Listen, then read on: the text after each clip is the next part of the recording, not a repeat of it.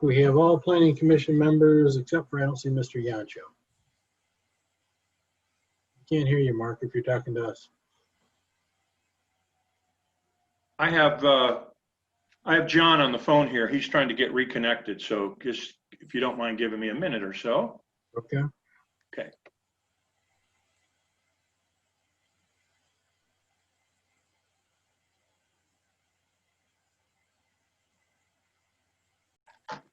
Well, good evening to everyone. Welcome Hi. to the regular planning commission meeting, Blanc Township, September 3rd, 2020. I don't have a copy of the agenda in my hand, but I know the vast majority of this evening is Beckett and Rader taking us through things we still need to resolve for the master plan. Yeah, you guys have, you want to look at approve the agenda? You want me to kind of walk through the agenda for you, Dan? Sure. The next thing would just be the approval of the agenda, if you guys want to do that. What does the agenda say, though? I don't have a copy. What? The agenda didn't get sent out.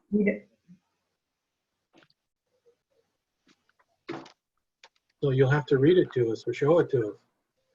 All right. Vince, I make a motion, we approve the agenda as presented. And, well, we're going to go right ahead, Dan, if you don't mind. I've got a copy of the agenda. I can read it to folks if you'd like. Yeah, Mark's got one too, it sounds like. I got it. Okay. Well, we need to do a roll call. I'll go ahead and do the roll call, guys. Ready? Mm-hmm. Al Mansour. Dolores Coulter. Yes. Ed Brown. Here. Dan Gellings. Yes, sir. Jay Johnson. Here. Vince Bandersky. Here, Now, John Horcha. Boy, that would have been nice to hear his voice. Oh, I'm just on standby for him. Mike Yeah, Yancho he's- and Yep. Dave Robertson. Here. Now, Al, Yep. I see you're muted. Are you able to unmute yourself? Can you hear me? Oh, yep, gotcha. That's Good. fine. Thanks. Got it. Okay. So I think, it looks to me, once John rejoins us, we'll just be missing. I see John's working at it again. Then the next thing, Dan, would be the approval of the August 6 minutes. there are no minutes, they have not been published yet. All right, thank you. Public comment. We can hold public comment until we get into this, but of course, if there's anybody who has something on the line that they would like to say now, they're welcome to, something that's not on the agenda. Should we do a pledge of allegiance, Mark? Well, I don't know that we have in the Even on a past, distant. but we sure could, guys. I'm not looking to miss that. Sure, we could. Would you want to, you guys decide, it's your meeting. I think It's on the we should. agenda, so why not?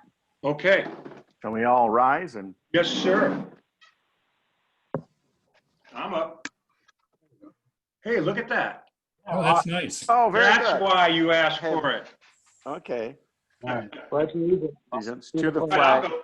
I pledge of allegiance the United to States the flag, America. United States of America, and to the republic for which it which stands, stands one nation, one nation, under God, indivisible. indivisible, with liberty and justice for all. Very Thank you good. for that. Good. Thank you. Thank you. Correspondence. Anything? Nothing here. Master plan. Old business master plan. There we go. Hey, here we are. Great. So there were 12 items. It sounds like folks got my substantial email last week, which basically summarized all the comments, the whole procedure we've had for review so far. So, oh, let me reshare my screen. Sorry. Nope. Can you see my screen? Is it sharing Yes. now? Okay. Yep. It's not showing me the thing that it usually does. anyways. So there's a brief summary so far. The steering committee's reviewed it. We had a good staff review that took place actually at a meeting. Some comments were received and incorporated. New draft came to the Planning Commission July 29th. We received really excellent comments from that round. Some were received in writing, some were received, through a meeting, some through a meeting with Mark and then transmitted to me. So my approach there was, all typos, formatting, anything that, just basically was cleaning up the document was immediately incorporated. Anything that was, correcting an error or basically straightforward was just put right in. And that's all summarized at the end of this Word document that you have, so that you can see, if your comments were on there, you want to make sure that they were addressed, that I didn't miss anything. All the things that I did are there. And that left 12 outstanding items that were sort of a substantial nature or dealt with, sort of land use priorities that really needed to be decided by this body and not by me. So we're just going to kind of walk through those 12 outstanding items. I have, a copy here that I'm tracking changes on and I'll make notes on. And yes, Vince. I have a question for you. In that first one on the outstanding items. Yes. In the black wording, that's something that one of the commissioners submitted. Is that correct? Correct. Okay, because I was confused at the start when I saw the I would support. My first impression was that that was you.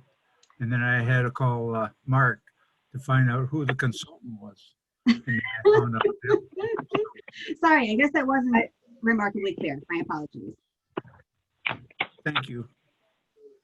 So I just basically, I took the comments as they were and I put my own comments on there. And I guess, basically it's maybe worth pointing out that since the report came off my desk, whatever's in the report is kind of what I thought was the right idea.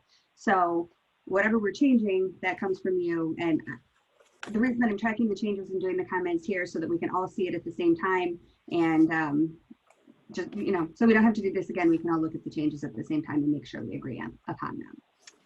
So the first couple of items were about the future land use plan. And Mark asked me a question right before we started. That was an excellent one and caused me to look a little and change the answer that I gave him. So we had several requests for, property considerations that had been kind of piling up over the master plan process. And the question was, are those incorporated into the future land use map? They are not all, actually, because some still had outstanding questions related to here. So for example, the request for the Planning Commission to consider extending mixed use. Well, we didn't have there's a question as to whether or not we'd like to continue with it mixed use. So some of those are not incorporated. I just wanted to kind of say that at the front, and we'll circle back to that if we can. So the first outstanding item, the comment was that the current future land use plan shows 2 residential zoning districts, low density single family and medium density single family with up to 4 units per acre. And I would support retaining those categories. So what we did, and there's verbiage directly about this in the master plan, what we did was take that down to basically 1 single family residential future land use category of up to 4 dwelling units per acre. So my comment was that the purpose of combining them was to create flexibility. So this is the policy document, not the zoning document. So what we're basically saying is that from a policy standpoint, we intend for all of those areas to be residential. And we are not so picky on whether they are a 1/4 acre lots or a 1/2 acre in size. That's going to be controlled by the zoning ordinance. But what we're saying is that if somebody in a 2 dwelling unit per acre area wanted to build a subdivision that was 4 dwelling units per acre, we would have the power, we would have the policy support to rezone in that way, but it would still have to go through the rezoning process. It would still have to be considered by you. So that was the purpose there. And I'm interested in your comments and resolution. Well, I guess I'm not clear. How does that differ? I mean, our situation now is we have 4 residential zoning districts with different minimum lot sizes and different principal uses and special land uses. So if we just have 1 residential zoning district, then No, it's not a zoning district. Well, Am I I correct? guess I'm not Okay, clear. well, maybe that's a good place to start then. So just the sort of general differences between the future land use map and the zoning map. Okay. So the Planning Enabling Act says that a zoning ordinance shall, oh, hold on, Mike is coming in, let me admit him. Okay, so the Planning Enabling Act, sorry, zoning ordinance says that the zoning ordinance shall be based upon a plan. And so this is basically the policy document that then we make decisions on, like, you know, the zoning ordinance is, that's today, what these districts are, that encompasses the rules that we must follow today. But as we know, we get zoning requests all the time, things change all the time. So the future land use is meant to look 10 to 25 years into the future and to say, well, where are areas that we would like to see change, or that we could tolerate change, or that we really, on the other hand, really don't want to see change, so that we're not making zoning decisions kind of on the fly. We've set a framework for ourselves. So that's what the future land use map is the policy, the framework, what we think we'll see or would be able to tolerate over the planning horizon of 10 to 25 years. Okay, so it's not really a direction to us to, you know, now that we've got a single residential zoning district, we should look at changing our zoning ordinance. That's No. what I guess I was getting a little No. miscued here. When you do have requests, it provides you sort of with some tools in your toolbox to decide when you would like to change the ordinance. Okay. So with that clarification, Dolores, do you still feel the same way about wanting about it being important to separate the 2 dwelling units per acre from the 4 dwelling units per acre? I guess I'm fine if the rest of the planning, I don't feel super strongly about this. So if the rest of the planning commission, it was more of an observation on my part and kind of wondering what the rationale was. Sure. So I just kind of like to hear what other people have to say. I'm not, you know, really firmly committed to this comment. This is Vince. I'm okay as originally stated. All right, I'm gonna write the comment to retain this as it is. Feel free to stop me.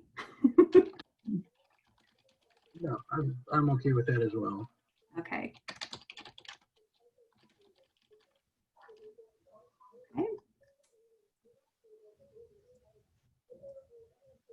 So the second is sort of along the same lines. The comment was supporting retaining the designations in the current plan for 2 categories of multiple family residential: low density up to 10 units per acre and high density up to 20 units. We have said in the proposed future land use plan, the medium density residential would encompass 4 to 10 units per acre, and then the high density residential would be 10 units and up. Apparently no cap would not support letting the market determine the upper density limit as proposed in the future land use plan. And again, so this is a slightly different comment because it has sort of no upper limit there. We say that the zoning ordinance would continue to control density as it does now, including bulk and height. Again, it's a policy statement, and the translation, which you certainly don't have to accept, is if a developer thinks that there is sufficient market in the township to pursue the necessary zoning approvals, and that may include a variance, not a wholesale zoning change, for development of more than 20 dwelling units per acre, then we'll consider it. And so really that's what, without having a cap on it, that's basically what it says. But it is okay with me, certainly, if what the township wants to say is actually we don't anywhere at any time want more than 20 dwelling units per acre, which is the policy statement that we make by capping it at 20. May I ask a question? Okay. If we keep these zoning requirements as you're recommending, and we have, is there what downside is there, if any, by keeping them as they are and recommended from a developmental standpoint? And Mark is pointing out that you can also use a plan unit development, which to the point, so the downside that I was going to mention is that, so basically you've just laid down a policy, which is not set in stone, and it is not impossible to change, but you've laid down a policy that says you don't want anything greater than 20 dwelling units per acre. Density has a good rate of return. for the community. And so we're basically sort of saying at the outset to a developer who thinks that that return might be attainable, that we're not interested. Again, there are tools to change our minds. There are, we can amend a master plan, we can use the PUD provision, we can, this to me is not, there's not a strong planning principle in either way. It's kind of what you foresee in your future and the tools that you want to have available. So then I guess that's going to give us a little more wiggle room, so to speak, and flexibility down the road. Yes. It may also give the developer a little more wiggle room. And Yeah. flexibility, Right. Yeah. whether it's intended or not. Yeah.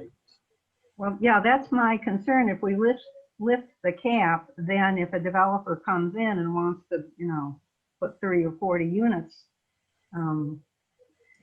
in the development and looks at the, master plan, and we'd have a difficulty saying no.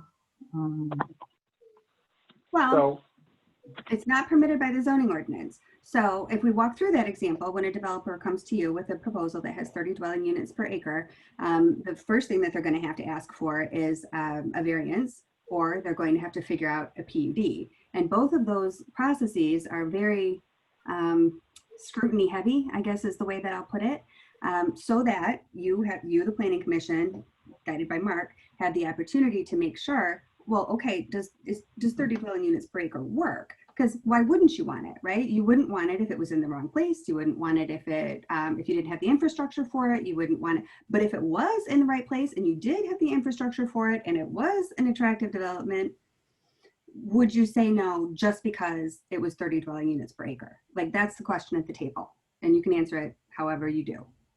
Well, again, that's the flexibility that the Planning Commission will have. Yes. If a developer comes before us and wants to do precisely So- what you mentioned. Nancy? so isn't the point of this that, this is all about what we're signaling to the development world. If you start with a specific cap, then they know that the mountain to climb is a lot steeper than if we don't. So I don't really think we need a lot more higher density than the 20 cap. But I think that's what this actually does is signal.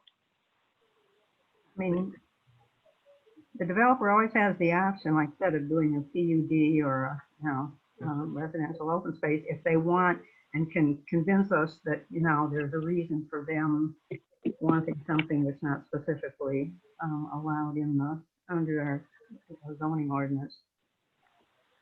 Yeah, and then I think what we might bump into is that then we would fall back on our master plan and ensure that the policy statement provided for what it might be that they would want. And if our policy statement has that cap or limitation on it, that would be the end. So that would require that they come back in and modify the master plan if we were going to accommodate that in the future. They wouldn't be able to just do a PUD Right. and or a special land use or a zone change. They would then have to come back in and modify the master plan. So that's what the cap does, is kind of, it limits that, and then would in fact require them to come in and change that if it was the kind of project that we were looking at. Why couldn't they do a PUD?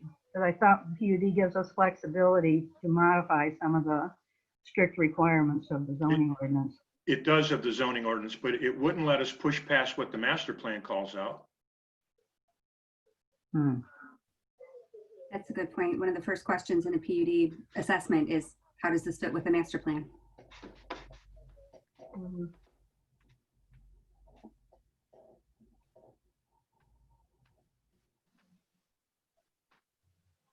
It seems like we fall back into master plan quite often, especially when there's a zoning request and someone's trying to force us to do something.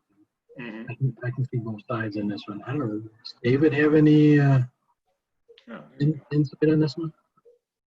It's an interesting idea. I believe my personal preference, and I've always, and I'm a bit old fashioned because one of the things that I'll fall back on when we get a request for rezoning is I'll rely very heavily on what's in the master plan. And I think our planning commissioners are in that habit as well. And so if the planning commissioners by consensus have a feeling that they're uneasy about, as Al put it, signaling to developers that we may be interested in letting them propose a higher density, then I think this is something we've got to resolve firmly, because again, in our experience as a planning commission, one of the first things we go to and place a large amount of weight on is what is our master plan telling us, and if there's a cap, that's a significant marker for them. Mhm. And so if you guys are at all uneasy about allowing this density to remove the cap, I would like us to resolve that, if not tonight, soon, because it makes me a little bit not nervous, but I'm a little bit, I'm interested in how that could affect proposals.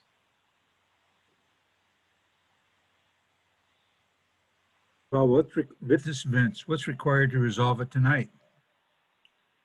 Well, I think you could say that you're not comfortable, that you want to have a limitation on density under any circumstances.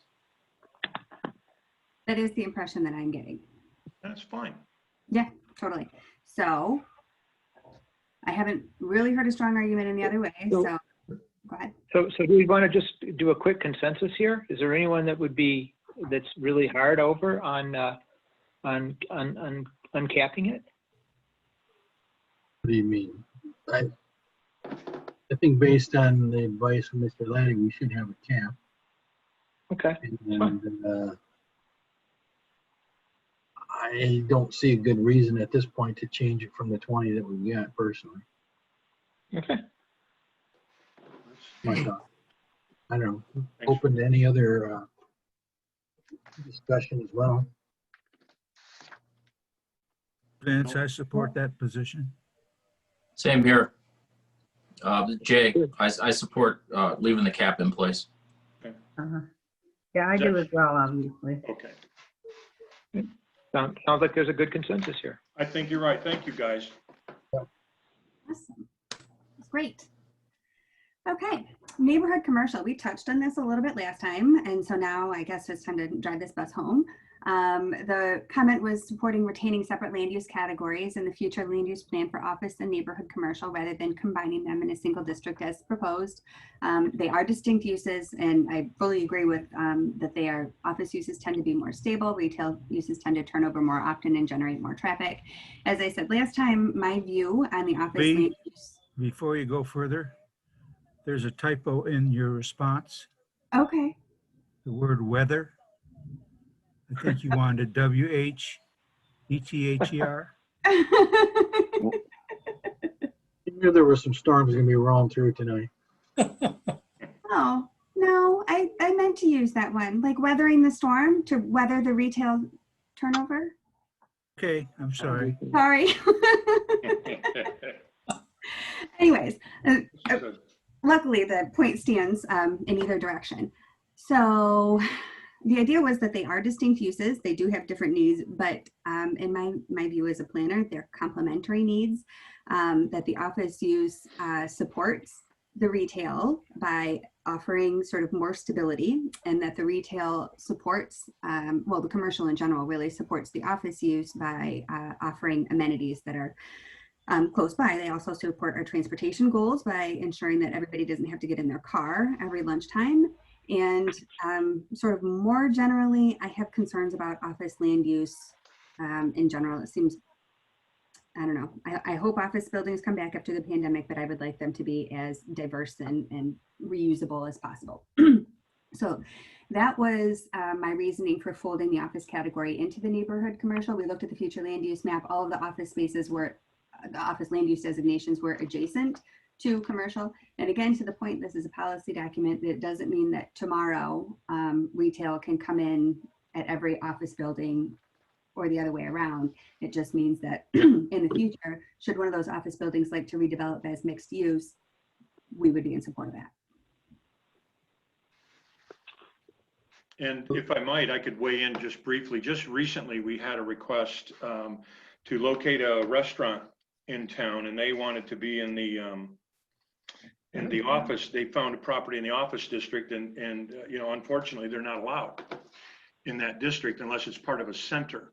And so that was a little bit of a limitation on our ability to have it was a pretty substantial restaurant, Tribune over there, Taboon over in Grand Blanc.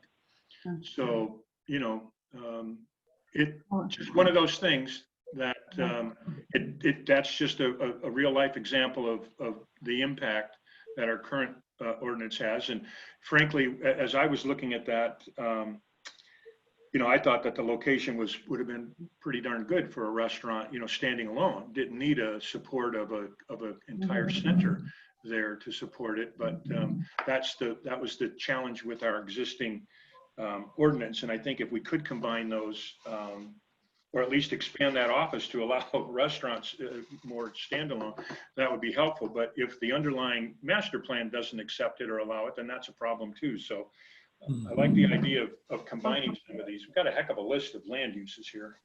So this is somewhat similar to the first time we talked about. You're not talking about changing the zoning ordinance. You're just talking about changing the master plan and allowing. Yeah. Correct. Yeah, again, I was going to take kind of the flip side of what Mark was saying. I mean, I was thinking from the perspective of, say, an office business, whether it's medical or financial or attorneys or other professionals looking where they want to locate their office, that they might prefer a strictly office district where they know that, you know, there's not going to be a dollar store next to them or a, you know, something, a fast food place or a pizza takeout, that they would prefer to know that they'd be in a district that was strictly offices. That, I don't know whether, you know, how that plays out, but it would be an argument in favor of maintaining separate office districts. Mm-hmm. So if the zoning district remains the same and it's office and someone wants to put retail in, what's the process? They've got to come for a, does it mean they have to go for a rezoning? Or? Yes. Yeah, we can't do a variance because that'd be a use variance, and a PUD wouldn't apply either. So yes, that's what would have to happen. We'd have to go through the process of potentially amending the master plan as well as a rezoning. It just depends. But in this case, if the underlying master plan designation allowed them both, then of course that gives us just that much greater flexibility if in fact someone came in for a rezoning. But the current zoning still already restricts the land use. Right. So. But if a lot of our office districts are adjacent to, say, neighborhood commercial, then I think that satisfies a lot of the, you know, concerns that were raised about, you know, and having them as complementary uses. Mm-hmm. Yeah, I mean, taking a quick look, to a large extent, they are either general commercial or even the, hang on a second, sorry. The neighborhood commercial. So either of those, yeah, they're next to, I should say, adjacent to.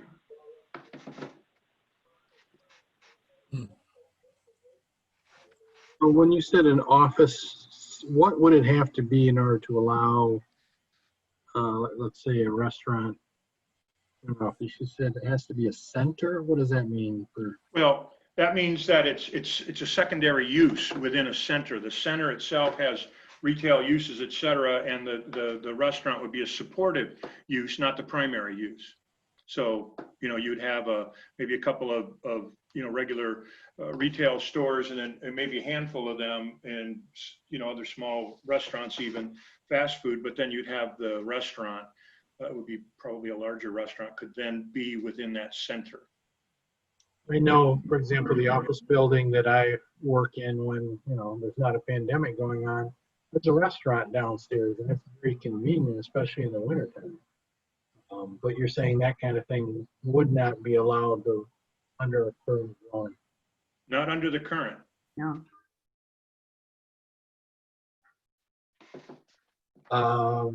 Does it make any sense, as you suggested, Mark, to modify what's allowed in the office if it's a, supplemental or incidental to the office use? Because I could see something like that. It's a perfectly good idea. I would want to double check the way that we've written, and I have it. I have to take a peek at the, that underlying land use category. But absolutely, if we modify, and that's what I was getting at, maybe we would need to consider modifications, and that becomes ultimately one of the byproducts of going through these master plan exercises. Anyways, we sometimes do discover these kinds of things need to happen in order to accomplish what we're trying to do. So that could be a side note that we identify and indicate that, we would, want to give real consideration to looking at modifying that office zoning district to consider allowing for, restaurants or more of a standalone type of restaurant potentially. Mark, would that be considered then mixed use? It could be, yes. It could be, but again, it would need to be, Well, it would need to be allowed in the zoning, and right now, that's where the complication is. yeah, because I think we've got the flexibility and have had it for a number of years on mixed use developments, don't we? Well, I think that's what Leah's getting at here, did this come from just you, Leah, or was this, I'm sorry, No, that's okay. is this just your comments? I would support deleting this category. No, so that is sorry, in black are the comments that came in blue Okay. are my responses. Sorry. Okay, sorry, yeah. Yeah, I don't disagree with that comment right there. I think we could get rid of that village mixed use. The question there becomes then what would we change it to, I guess? Can I just insert one little maybe clarification of which uses we're mixing? So in the neighborhood, in item C, the neighborhood commercial, we're talking about really mixing two. So if we just talk about the most broad land use categories, there's residential, commercial, industrial, agricultural. Really, those are like the top of the umbrella. And so what we're talking about in item C are really two kinds of commercial uses, right? Offices are, they provide services and they also, are where sort of business is conducted, but retail is a type of commercial, restaurants are a type of commercial. We have, I think it's a little odd really how we've sort of segregated office uses. I think historically we've done it to use them as a transition zone between residential uses and sort of more intense uses, which is its own can of worms. But I don't feel like calling something a transition zone is all that inherently deals with what that use is on its own terms. So regards to the neighborhood commercial and the office, we're mixing two kinds of commercial uses. Traditionally, when we say mixed use, as in village mixed use, that generally means residential and commercial, usually restaurant or retail with residential above. So they are kind of two different things. And the word mixed use is going to have to get better because there's a lot of uses to mix.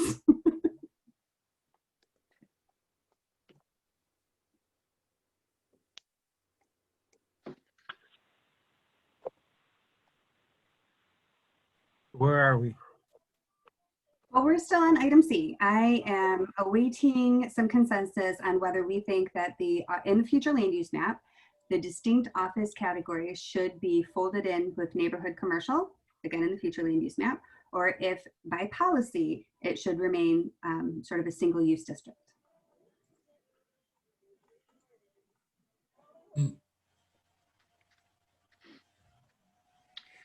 Well, I'll just say I like the idea of combining them.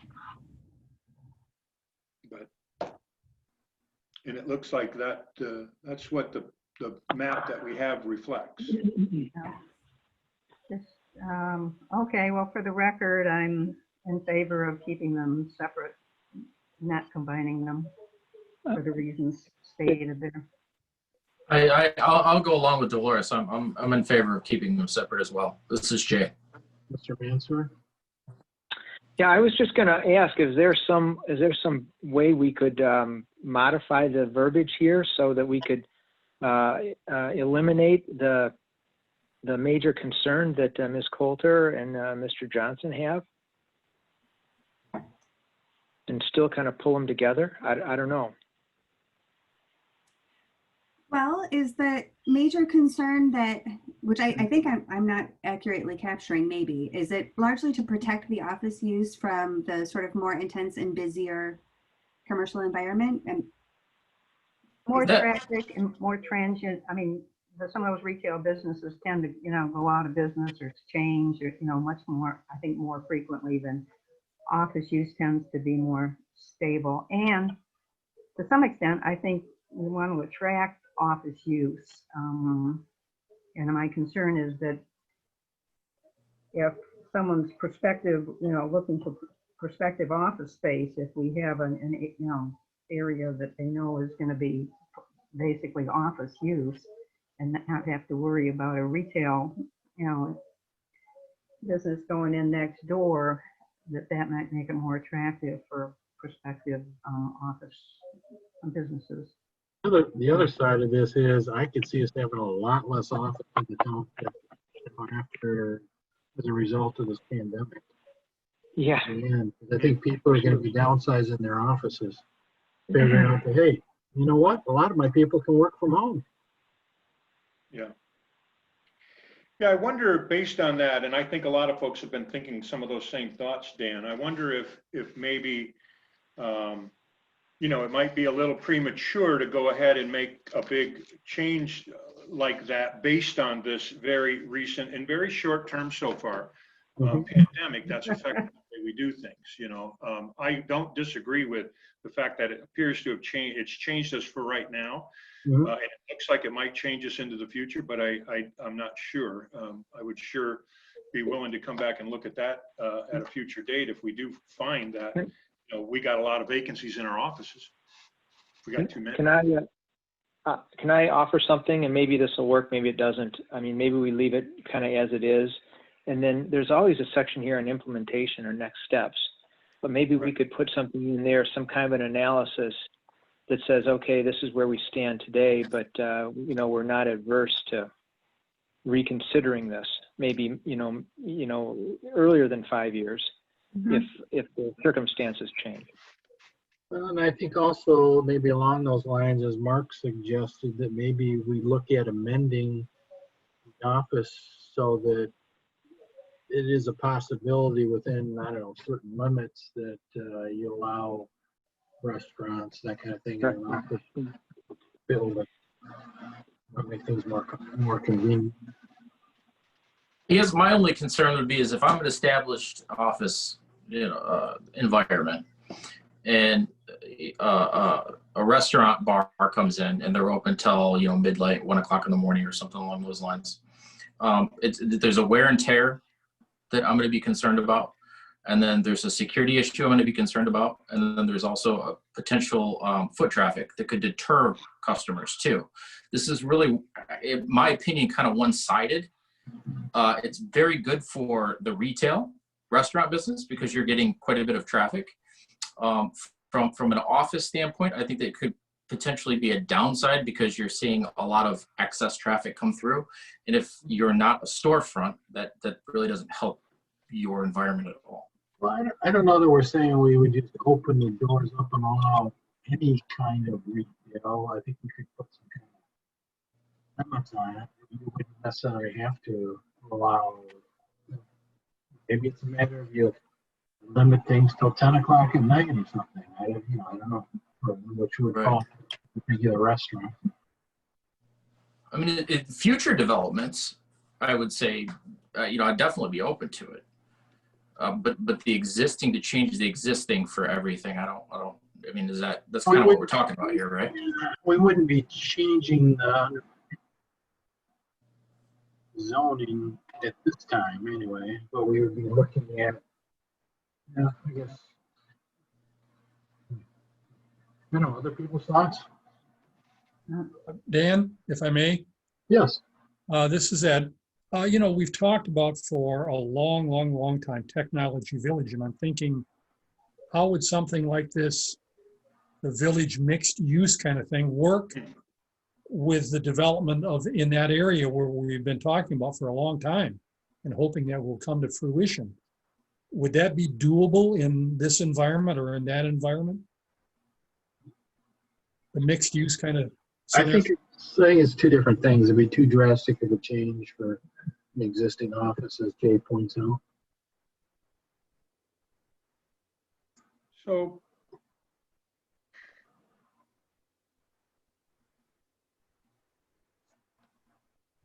Well, this is Vince. To move us along, I would suggest we do what was suggested a few minutes ago about put it in the action plan.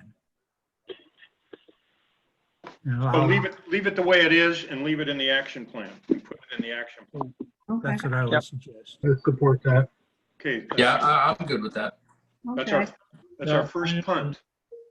So that I have this right, what we're adding to the action plan, an item to consider amending the office category to include a wider range, but still well controlled, of retail uses in the office district. Did I get that right? Restaurant and retail uses. Yep, that's good. Restaurant and retail. Let me add that. Yeah. Oh, This is Vince, and this is the engineer in me. After every subject matter, and I know, Lee, you're writing notes in your margin there, but can either you or Mark recap what that discussion was and who has the responsibility for follow-up? And that'll help who's ever going to transcribe the minutes as we go forward. Okay, I got it, Space. Somehow. Whatever you did it right. Ah, there's John. Yeah, oh, hey, Yeah. well, yeah, right there, me too. Okay, good. I'm good. All right. All right. I'll We talk got you, later. John. We can hear you, John. Welcome. Yeah, that only took an hour almost, but we did. okay. You've been muted. Oh, wait. Can I repeat my comment, or do I have to repeat my comment? I got your comment. Could we please, well, let me recap your comment. Was it to, at the end of each action item, to recap what we decided and who is responsible for it? Yes. Okay, so we can go right back up. We're only on item 3. So for the first one, the action item is to basically nothing. We're going to retain this as it is. For the moderate density and high density residential, we're going to reinstate the 20 dwelling unit per acre cap. And I think most of these are going to end up being my responsibility. So that is on me to amend the future land use map and verbiage. And then the neighborhood commercial, we've decided to retain the office category and add an action plan item to amend that category to include a wider range of retail and restaurant uses in the office district. And that responsibility would end up in the planning department, Yes. planning and planning commission. So would the action item be to consider amending the office? Action plan item to amend the office category to include a wider range, but I still just said control. consider, because it doesn't say we have to. We can have some discussion, figure out what we want to do. So, All right. All very right. good. Let's move on. Onto the village mixed use. The comment is, I would support deleting this category. The standards have never been incorporated into the zoning ordinance, and if we want to allow for live work units in some of the districts, we could include them as a special land use. The PUD option is also available if a developer wanted to combine some uses. My comment was that the mixed use in general, and by mixed use, I mean the office over, I'm sorry, yeah, office on the brain now, residential over retail, is how communities of all sizes have been built over time. And so just as a planning principle, it seems to me that it's worth making sure that it's at least permitted, especially in an area where we're trying to increase density and activity. I do like the idea, actually, of including residential uses through special land use in the existing commercial districts. And I think that that is actually a separate item I was not proposing, but I would totally be in support of it. Because that would permit them more widely than a new category. We have many more existing commercial districts than we do have brand new village mixed use. On the other hand, so the argument for the village mixed use itself. So this district came from a past plan. As you said, it hasn't been incorporated, but you have discussed it before. So we were bringing it forward, and it looks like the district is intended to have stronger form controls. It talks about building height minimums. It talks about pedestrian focused site design. And we might not want to require that on every commercial parcel, but we might, oh, okay, that just slammed the door for me, sorry. It's windy over here. But we might You look want, startled. I was. Maybe I should shut this other one before it frightens me too. Things that go bump in the night, right? Exactly. That there may be some places in the township, especially down in Tech Village, where we really want this kind of development. But if you don't, that's okay too. So, and then regarding the PUD option, it is certainly available, but it is a cumbersome process and it's meant to be. So the goal of a mixed use category is to eliminate that kind of red tape.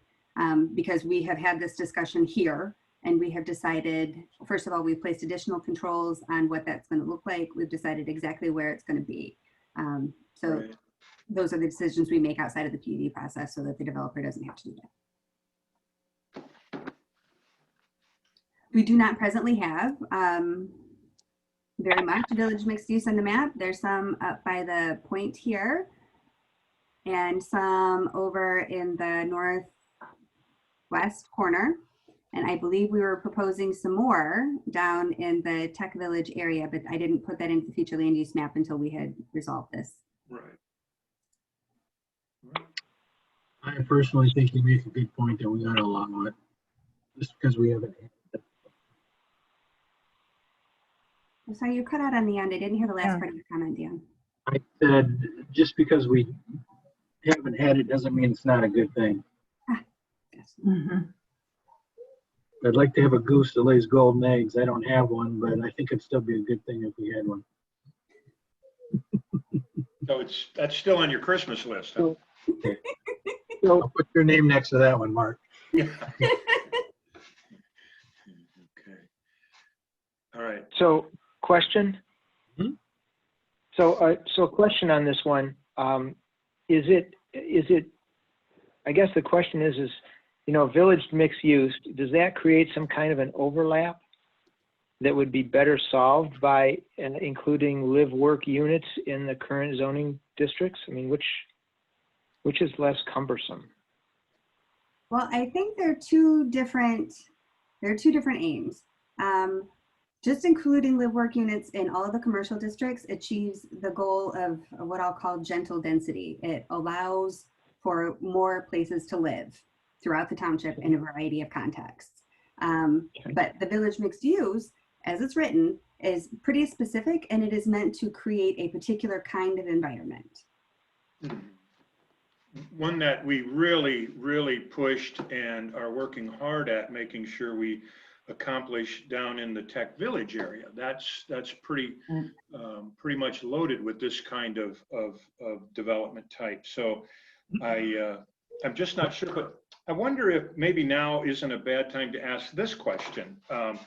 As we're looking at mixed use, village mixed use, and as I look on the existing future land use map, that's it.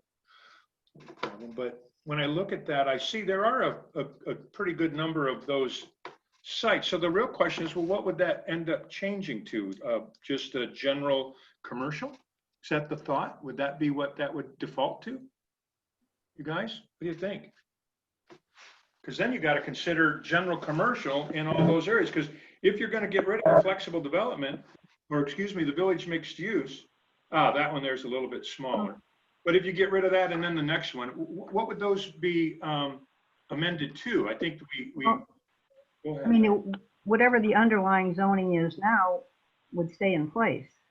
The zoning would, and if I said zoning, I meant what would the master plan? What would we change the land use to?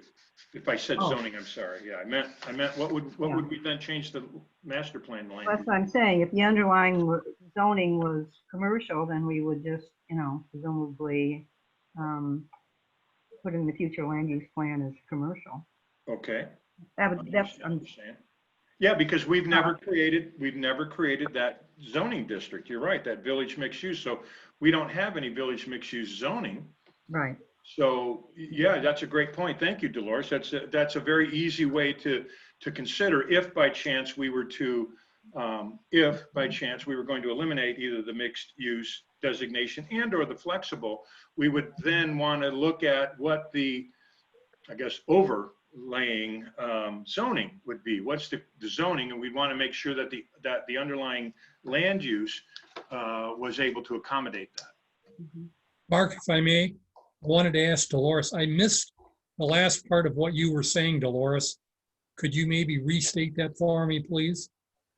Okay, I think what Mark was kind of what I was responding to was, okay, if we delete the neighborhood or the village mixed use or the flexible development, then, you know, what do we do and put in its place?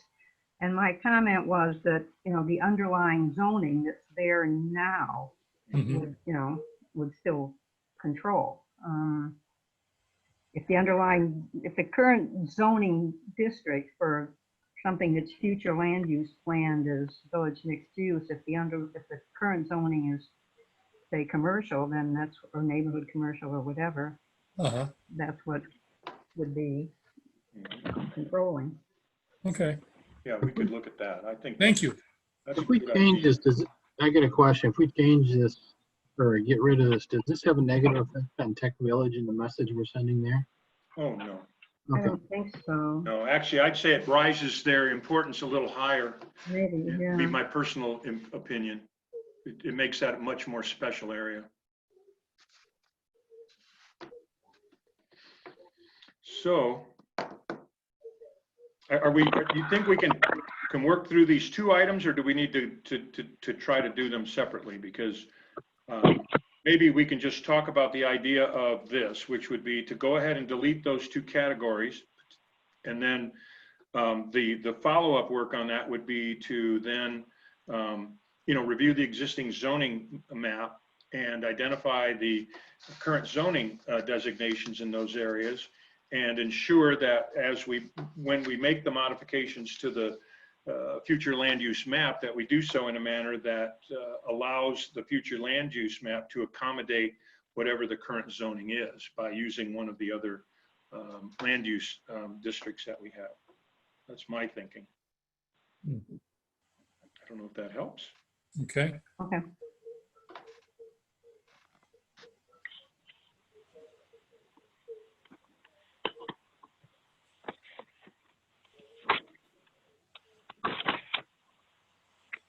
Leah, does that make any sense? Well, I guess I was still waiting for some consensus. Yeah, I don't think we have it yet, but Did we decide that we are eliminating the village mixed use category? no, I don't think we did yet. Okay. Just wanted to get your input. Well, you did ask. I feel strongly about this one. I would keep it. It is a flexibility that I think you need, and I think that it creates an environment that we're looking for, both in North Grand Blanc. This is exactly the kind of development that we're talking about, right? We asked, do you want to see conventional development or do you want to see traditional development? And the difference was, conventional development is the one story, it's the single use, it's what we have now. And so folks said, I want to see something different. We asked them what they wanted to see. And it was this 3-story brick built. I mean, exactly what this is meant to create and enforce. Well, that's an excellent point, because that's whose plan this is. Those wonderful people who gave us input. So thank you for bringing that back around. That's an important. Yeah, I agree. What does it hurt to leave it in? Yeah, I get real comfortable with that now.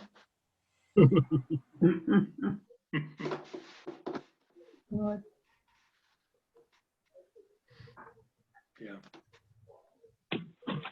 I think if somebody came in and wanted to build that where we have it, we think that was pretty cool. I think you would too. We would try to facilitate it. Was that a consensus on retaining the village mixed use? Yes. Okay. Yeah. Okay, put some head nods. Sounds like I'll it. agree. Well, if I may comment just again, I mean, with what I'm seeing here, it's saying to the community, hey, we're here, we're ready to do business with you. And come Yeah. on down. Right. Yeah, that's good. Okay. Okay. So, but then there is the second, the excellent idea that Dolores had about allowing live work units in the remainder of the commercial districts. So we're not changing zoning. We can do one of two things. Well, three really. We can put that down and not take it up. That's fine.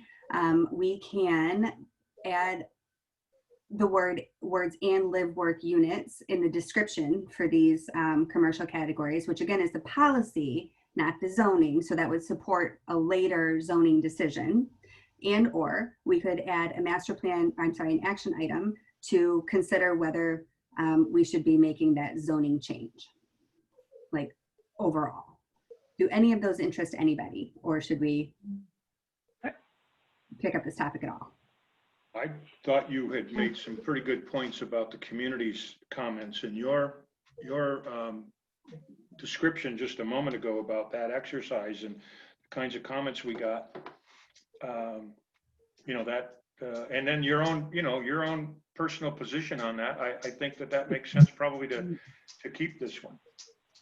Yeah, I'd support adding the words and live work units. Yeah, to follow up on that, I kind of like the idea of writing an action item to consider making some live work units like a special land use in some of our districts, commercial and neighborhood commercial.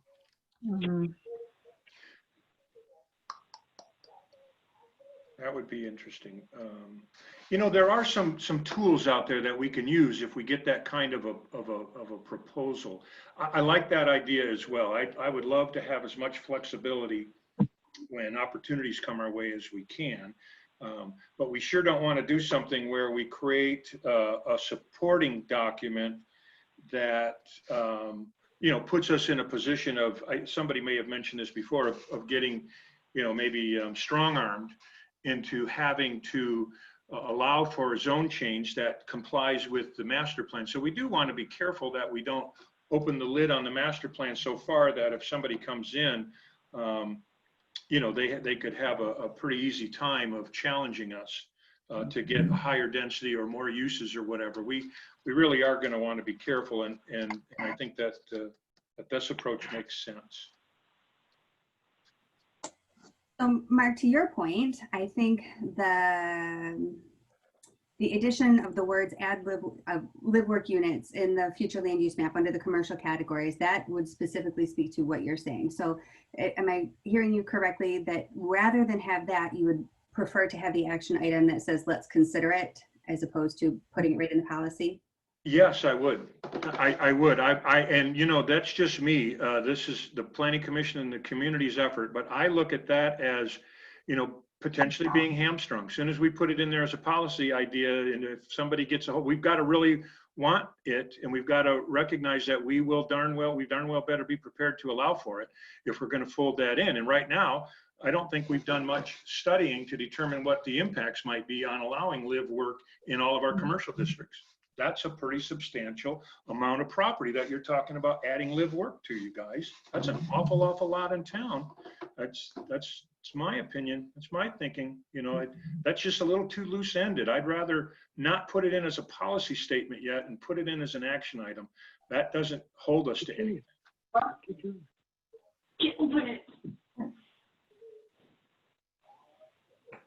that makes sense.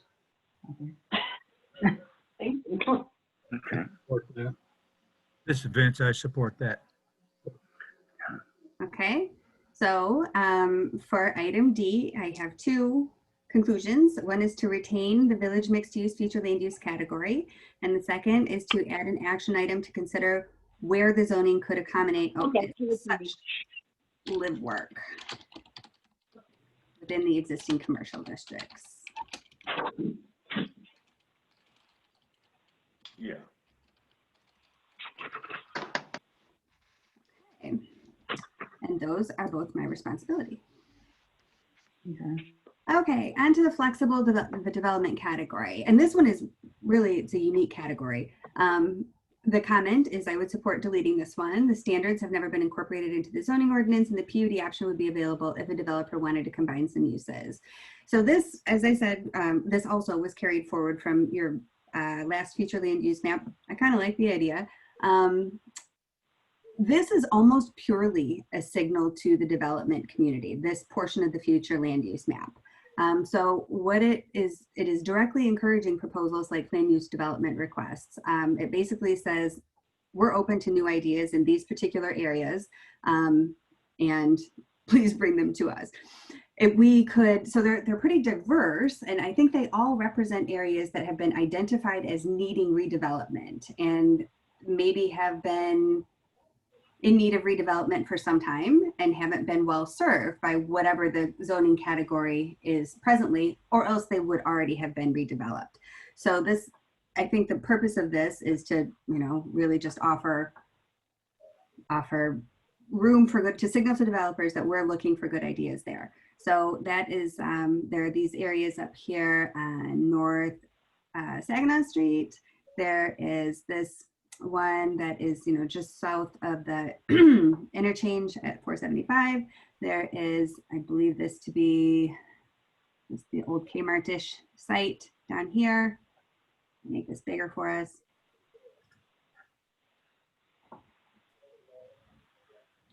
Oh.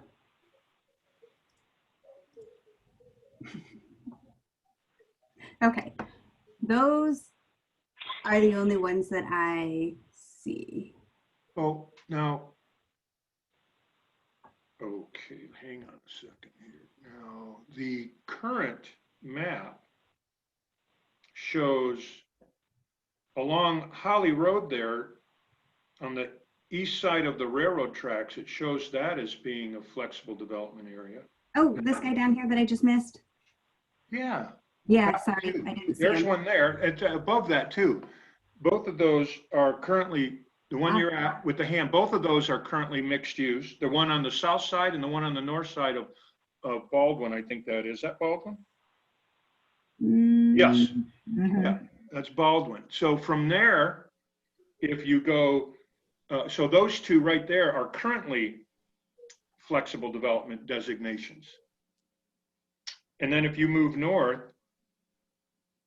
up Holly and cross the railroad tracks, the gray area that you got up there, it kind of cuts over on the other side, keep going north, up, and then it turns gray to the right a little now. Yeah, that area up there, that whole wedge, that's all flexible right now in our current zoning ordinance. Or in Yeah, our we just carried that forward. I don't think we designated any new flexible development areas. We thought it was good work in the last plan, and Is that if right? they haven't been Okay. redeveloped. That's then- fine. I was just looking at the current map and it looks like it's different is all. So we'll double check Oh. that, okay? Yeah, let's do that for sure. Yeah, we'll just double check it because my map shows it as being, those two areas, three actually, as being flexible. They are. It's this this over hash mark there. It probably is hard to see where you're at. Okay. Gotcha. But in theory, which is really not cooperating with me. But what I'm curious about, I mean, what we're really curious about is, you know, how you feel about using this as a policy statement. This is a little bit of a unique use of the future land use map. You know, for the most part, it says exactly what we want to see on every single parcel. And this is the opposite. This says these are places where we are looking for new ideas and we're looking to be flexible. So I'm curious to know what your thoughts are on that approach.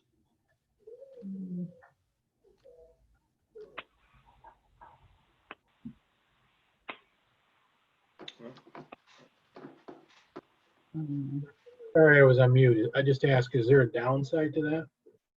Right. Well, I mean, so our job is to control development, and this is less focused on control, right? It is more focused on flexibility and innovation. And so that's the trade-off. But I mean, it still has to go through the PUD process. I guess maybe the downside would be, so as we said earlier, the first question you have to ask in the PUD is, what does the master plan say we want to see there? And it does not offer much guidance at all. So you will really be tasked at the time with a very thorough investigation of whether that proposal is in fact the right fit for that area. But isn't a PUD by its nature something that's more of a negotiation back and forth anyway? It is. And so I guess to your point about the downside, this takes away one of the few supports that that negotiation has is, you can depend pretty hard on, at least it has to match the master plan and it has to, whatever your standards for a PUD are. And so this says, actually, we don't even say anything about it in the master plan. We are just considering the merits of this development that's in front of us. And I think there's some benefit to that too, especially if these are stubbornly resisting redevelopment. If the tools we had in our toolbox were working, I don't feel like I would see this on this map. I think that's an excellent point. I mean, this is only happening in a few limited areas where we just haven't seen anything moving. So it's kind of an experiment, right? Yeah. Doors wide open. So the goal is to keep them more undefined in hopes of developing them because they have a history of not being of interest to others, to developers? I think that would be a fair summary. Anybody want to correct me? I think that's reasonably accurate. This is Ed. Can we take a look at this map again? I want to try to make sure I'm understanding the Holly Road corridor. Are we talking about all the way out to the boundary lines of Genesee County for this development? So we can go all the way out there. Is that what we're saying? Which is generally, looking for the right word I want to say, for development out there. I want to try to make sure I'm understanding what we'd like to track. There's certain properties that are identified on the future land use map, and I think it's the green with the brown lines, if I'm correct. Yeah, it's whatever's hatched by this green. So this right directly south of the city, right here along Holly Road is one triangle. And then there's another one that's down here just south of Baldwin. And then this one right here. So it is it's specific parcels that that we have said we would like to see more flexible development on. Okay, thank you.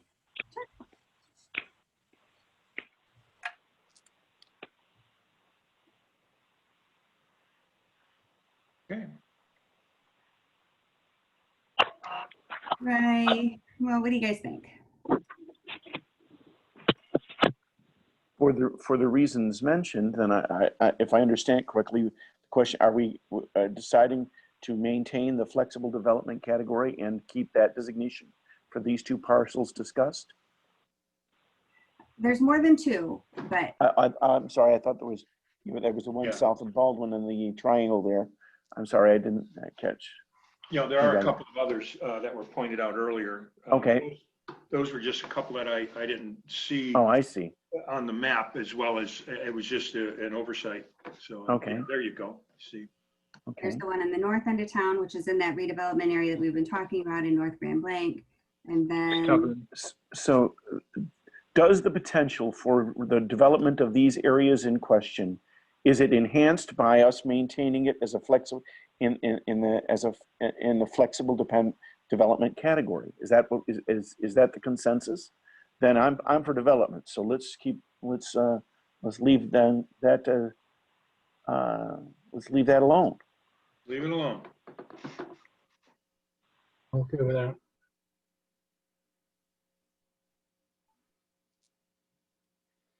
Okay.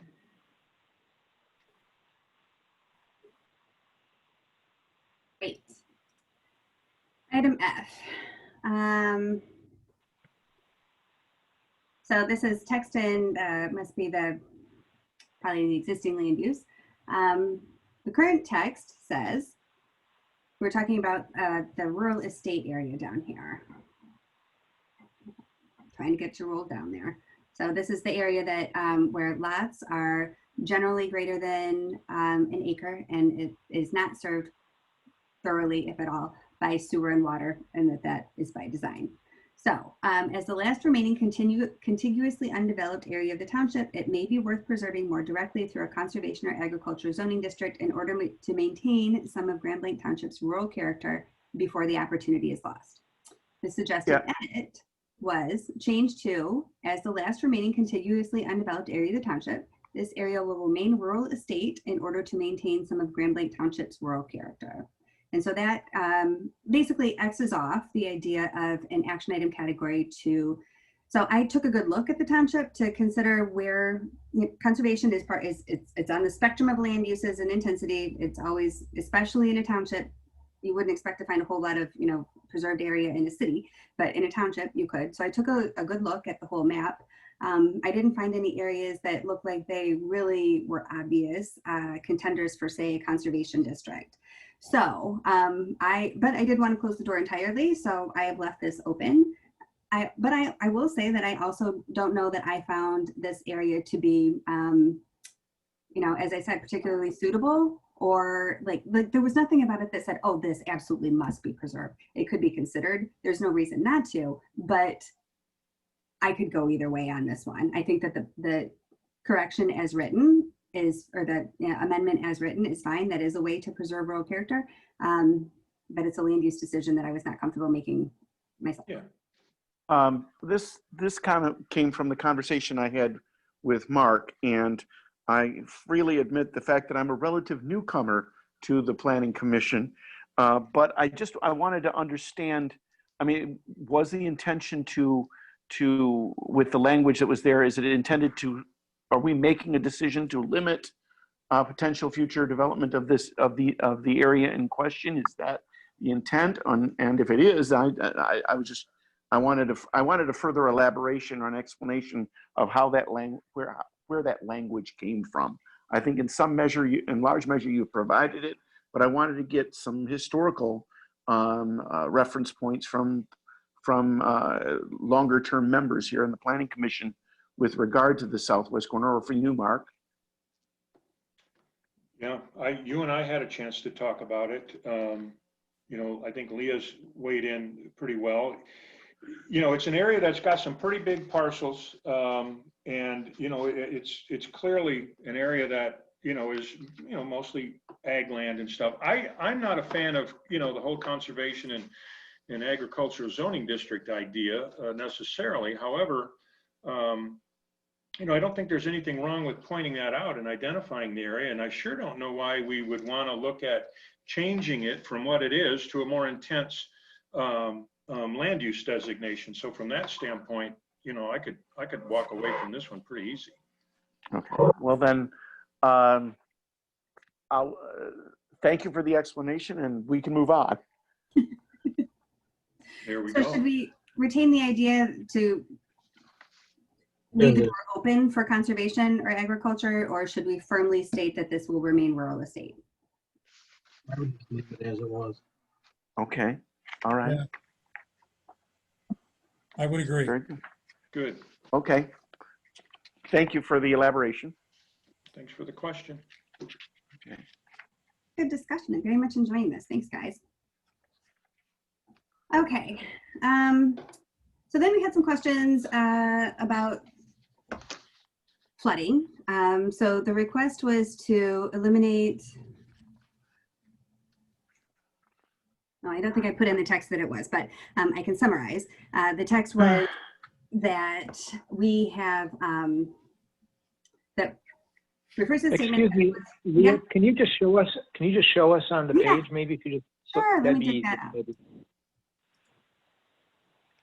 I couldn't find it on page 29. That's why I was kind of. Oh no, I wonder if I did that. Then I edited. Hold on.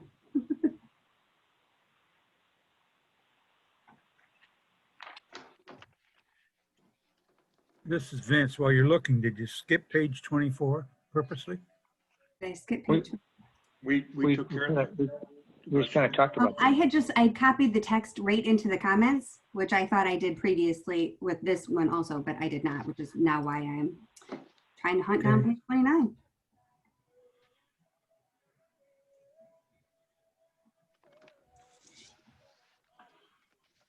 Okay, we are getting close. First grade. Yeah. Oh, Okay, here we go. So the 1% annual chance of flood was previously referred to as the 100-year flood, meaning that a flooding event should only happen once every 100 years. This terminology is misleading, however, because flooding instances have increased and outpaced this rate. 1% annual chance flood areas are generally located adjacent to regulatory, oh, that part doesn't matter. So my point was that we are getting floods of different intensities than we have in the past, and that FEMA maps are changing to reflect the fact that that floods that were once happening, you had a 1% chance of that flood in any given year. You now have a much higher percentage of a chance of that flood. And the same is true with the other 0.02%, also known as a 500-year flood. So it was just sort of a general comment that those guidelines are shifting. Is this a change just in terminology, or is this a change in definition as well? Because you're going from 0.1 to and 0.2 to 100 year or 5, or what is this a change in what we believe to be true? Changing what we believe to be true. I think it's a change in what has been happening. So, you know, we have all this data that suggests that you should get, you know, this much rain this many times a year. You know, if you've recorded your rainfall, you have an idea of, you know, what the cut, how often this much rain falls, and that those numbers are changing. What we have established as happening, what has in the past only had a 1% chance of happening every year, is now happening with more frequency. Yeah, so what we call I'm just going to go say, ahead. I'm sorry, Mr. Chair. A little more clarification is, you know, the business that I'm in, you, like from a site standpoint, you might talk about 100-year flood, but it doesn't happen once every 100 years. It seems like it happens every 3 or 4 years. And that's documented. So Okay. How empirical, I mean, you have provided reference points for the justification for the language, but I just question how empirical some of this is. A number of the next few items on our itinerary stemmed from a conversation that I had with Mark, and I'm just curious to how much of this is, for lack of a better term, standard boilerplate that's included in master plans such as this on the issue of climate change or what have you. But are we that certain of our facts here, or is this more of a ideological statement or a philosophic statement than an empirical one? I'll just pose the question that way. Well, I'll go first and say that from my perspective, it is absolutely an empirical one, and that is what these links state. I reviewed the American Planning Association's brand new climate policy. It just came in for comment. Their language is equally strong. I do understand that there are some differences in viewpoint here, and this is your plan, but you hired me as a consultant, and I'm going to be just as firm as I can be that this is data.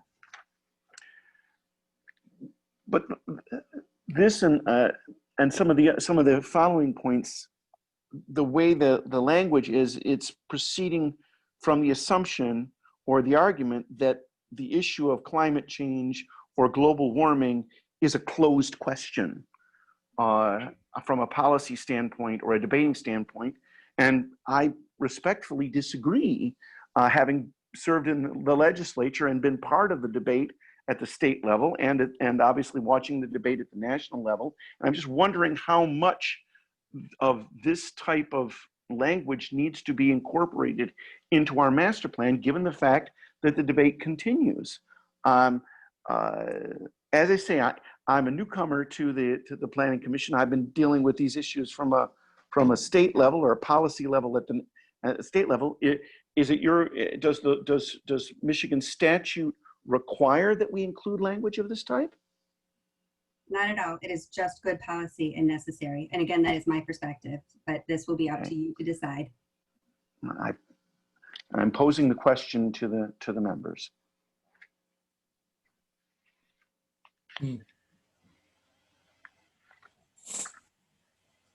So we're just talking about one sentence here, right? Well, actually, my comments could be included, could be used to discuss a number of the points that are following. The the assertions about climate change being a grave problem, the discussion of language about imminent environmental changes. I don't know how imminent they are or how you define imminent, but I'm speaking in general terms about a number of the ones that follow as well. They're all along the same general vein of, do we want to incorporate this language into the master plan? And this is my contribution. This is my contribution to the discussion.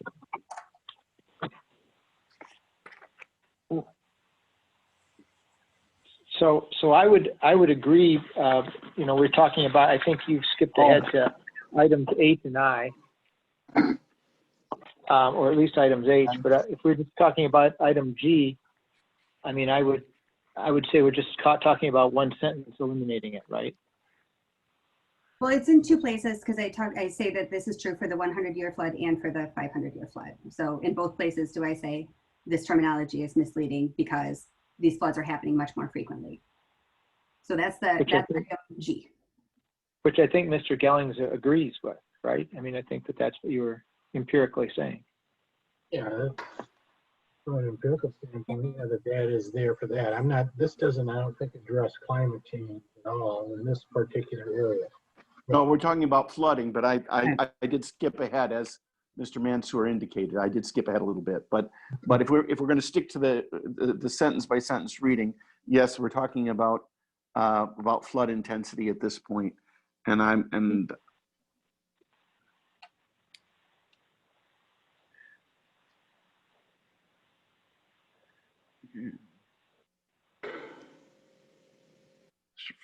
Let me throw my 2 cents worth in here. This is Ed. As you'd said, it's the terminology is misleading. But it does appear to me also, well, if you say FEMA keeps a lot of the records, and that, as you were saying, that instead of being a 100-year flood or 500-year flood, they're becoming more frequent. Maybe we need to consider how we do state this in this item G here. Maybe we ought to take a look at what FEMA has to say, or even more. Let's put it that way. I think what Dave's saying is that this is more. This is Jay. That this is more of a subjective statement as opposed to an objective statement, because you have two different types of rationale. You have two different types of thinking taking place, and nobody really thinks either one is correct from either side. So from an objective standpoint, I don't think you can really say that the terminology is misleading. Well, I mean, I think that you can say that flooding instances have increased and outpaced the rate of once every 100 years for what FEMA considers a 1% annual chance of flood. I think that you can say that a flood that is defined as that is happening more frequently than once every 100 years or once every 500 years. And that is what these links do say with graphs. So just since I'm the one that raised the original question, so it's in the nomenclature of the discipline. Your argument is that it's more accurate to refer to them now by the percentage point, the 0.01, 0.02, rather than the referencing to the 100 or 500. Is that correct? Am I understanding that correctly? No, what I'm saying is that from a policy perspective, so this isn't a conversation about floodplains. It's not really about climate change. It's about floodplains, right? Okay, and so what our concern is how close can you build to the river, right? Okay. Like, how should we manage land use with regard to a floodplain? And so what we use are the FEMA floodplain boundaries. That is what we rely on. And what those purport to tell us is if you have your property on this side of their 100-year floodplain, then you can reasonably expect that you won't be flooded but once every 100 years. And we're saying that empirically, we have measured that where you previously could have reasonably expected to have been flooded once every 100 years, you may now be flooded once every 10 years. So do we how do we incorporate that information as we make land use decisions? I got a suggestion, you know, where you got the sentence says 1% annual chance flood was previously referred to as a 100-year flood. The flooding event should only happen once every 100 years. And how about if we go right to however and take out this terminology is misleading? Because, and if you want to do that, you can. But I'm saying, because as the people who are managing land use decisions, it is important to know that what FEMA calls a 100-year flood does not mean that a property is safe for 99 years. In fact, in many instances, documented instances, Should it's actually not understand. a reliable boundary for us. Well, look, I want to be accurate, and I want to make certain that we provide accurate information with regard to this information, because people are relying on this quite correctly, as you mentioned, with regard to the placement of development homes, or businesses, what have you. So I do want to be accurate here, but I guess the question was, I was uncertain about, I guess the question about whether or not the flooding events were actually happening more frequently, or how accurate or how certain we could be. Have we been studying it long enough? And is there still debate on that question? This was kind of a lead in to the other discussion I have with regard to climate change generally. But if I understand your reasoning, your language better now with your having explained it in the last few minutes, and I'm more comfortable than I was. So there you go.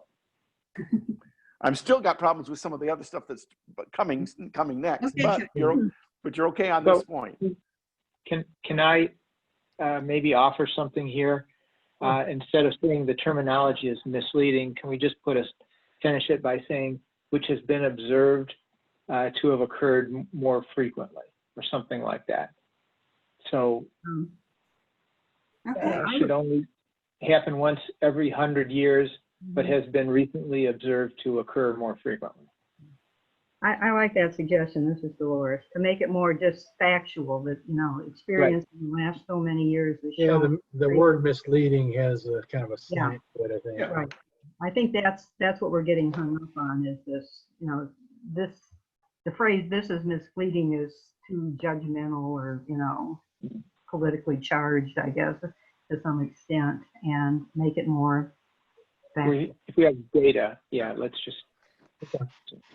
I like the idea as well. I'm interested in knowing what David may think about this. I am feeling the same way that you guys are feeling.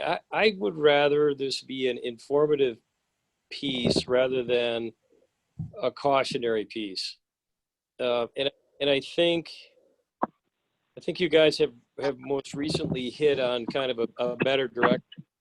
Say that in some instances we're finding there are more occurrences, rather than all this data is questionable and not to be relied on. So I kind of like the direction you're moving in currently. Okay. We agree. Thanks, David. Next. Okay. I like more data. That is my favorite.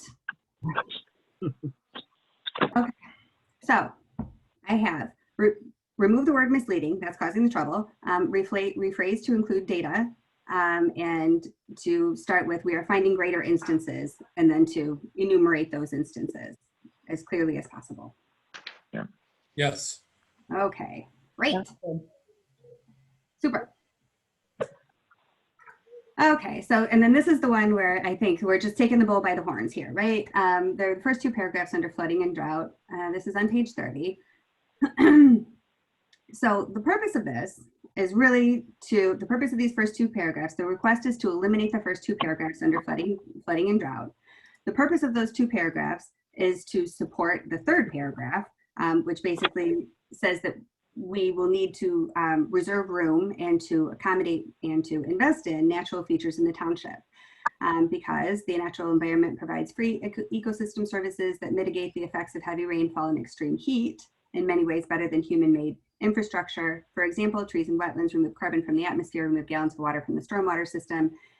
Investing in and implementing green infrastructure will enhance the future of Blanc Township, which we then define green infrastructure. So the request is so that's what we're trying to get to. We're trying to get to the policy recommendation to ensure and prioritize natural features. The support for that, though, is what comes in the previous two paragraphs that basically just say head on. Climate scientists agree that the global climate is warming. Last 3 decades have progressively been the warmest on record. In Michigan, average and extreme temperatures are expected to increase, and the National Oceanic and Atmospheric Administration predicts that Michigan will paradoxically become drier and wetter. Average precipitation is expected to increase, but concentrated in more intense precipitation events, likely resulting in greater instances of both extreme flooding and extreme drought. Knowing that these imminent environmental changes are the future presents an opportunity and an imperative to identify those structures and land areas that are most vulnerable to harmful consequences of those changes and to determine ways to increase the township's resiliency. Some population groups are more vulnerable to the changes in the climate, such as people with lower incomes, minorities, people with no high school diploma, and the elderly, population groups who have been historically marginalized in the United States. Some structures are also more vulnerable to changes in climate, primarily those which are older, inexpensively constructed, or within a floodplain. And then I'm trying to see, so I also noted in my comments, flooding is specifically a land use management problem that a master plan should address. The second paragraph touches on vulnerable populations and structures that are fair subjects to be addressed in a master plan, depending on the community priorities. Flooding, for sure, I think we need to address. Vulnerable populations, a master plan absolutely can. Structures, that seems like a good idea for a master plan, but it is not as required as, say, flooding on the land would be. So, go ahead. So I remember addressing these two paragraphs specifically in a steering committee meeting. I don't know whether it was 2 or 3 or 4 months ago. Okay. And there was a lot of discussion around these, and it was exactly as, started as Mr. Robertson indicated about, are these things really required there? And there is some debate around it. And especially, I think we had some discussions about when the weather changes, how does it know to target a lower income person versus a higher income person? So I guess so I thought these had been stricken. And I thought the discussion is that the third paragraph, the natural features, I thought we had talked about those being a benefit in and of themselves. So while the lead up was a portion of it, these natural features are a good in and of themselves that don't need a lot of additional support. So I recall that I was not. Mr. Robertson, do you remember that as well, or yes, I do. Yes, as a matter of fact, I do. But I believe on that occasion, if I remember correctly, I think it was a joint meeting of the Planning Commission, the Steering Committee, and so on, where it came up. And I believe maybe. If I'm remembering correctly, maybe I'm not, but I thought I remembered the conversation coming up during that. And I thought maybe one of your colleagues, Leah, was there rather than yourself for that meeting. Right. Good point. Do I remember that correctly? That is correct. I know that Michelle led that conversation. And so it is possible that if we have already had this conversation and needed to strike it and have come to this conclusion, then that just did not manage to get its way, make its way all the way over to me. Yes, I believe one of your other colleagues was in attendance that evening, and maybe it didn't get transmitted. But I don't know. I came to this from my reading recently, but I do remember it now that I believe it was Al that was speaking that mentioned that. If I remember that correctly. Yep. I guess I think there's a few too many words in those 2 paragraphs that may be a little inflammatory one way, depending on which side of the fence you're on, I guess. So could we retain the first paragraph? So the second one does go a little further because we start talking about people and structures, which again, you could concern yourselves with, but you don't have to. The first paragraph it is not controversial in the planning world. Like for those of us who, sort of study land and land use, this is pretty well established. So I'm going to go out on a, just limb and say that it will be the township's priority. That's okay. I'm sorry, say that again, please. That That last sentence. the township's priority to remove these sentences. I would not say that it was necessarily in keeping with best or commonly accepted practices in planning to specifically avoid the mention of climate change. It is, I think, more generally in planning considered an imminent responsibility of ours to address. You don't have to. I would like to. I think the third paragraph can stand on its own without the two preceding paragraphs. I'm old enough to remember 30 years ago when the issue wasn't global warming, but I remember Paul Ehrlich and Carl Sagan talking about global cooling. And as we both agree on, 30 years hardly registers in geologic time or climate time. So there has been a movement and debate on this issue. And all I want is that I think it should be recognized. And I think that these paragraphs are somewhat absolutist in terms of acting as if climate change is a settled issue. And with all due respect, I don't believe it is a settled issue. Yeah. Whether you agree or not, it's not a settled issue. Whether you agree with me or not, it's not a settled issue. I agree that it's not. And I think that the way that first paragraph is written doesn't settle anything. It just makes a good statement about climate scientists and the work that they've done and the fact that average precipitation is expected to increase. Now, the next paragraph, that second paragraph, as I read through that, I get a little bit sensitive to a few of the things in there, and I could see that could get taken out. And I don't see that first one as being inflammatory or difficult in any way. I think it's just kind of factual information. It's sure not saying that we're saying that. It just says climate scientists agree that the global climate is warming.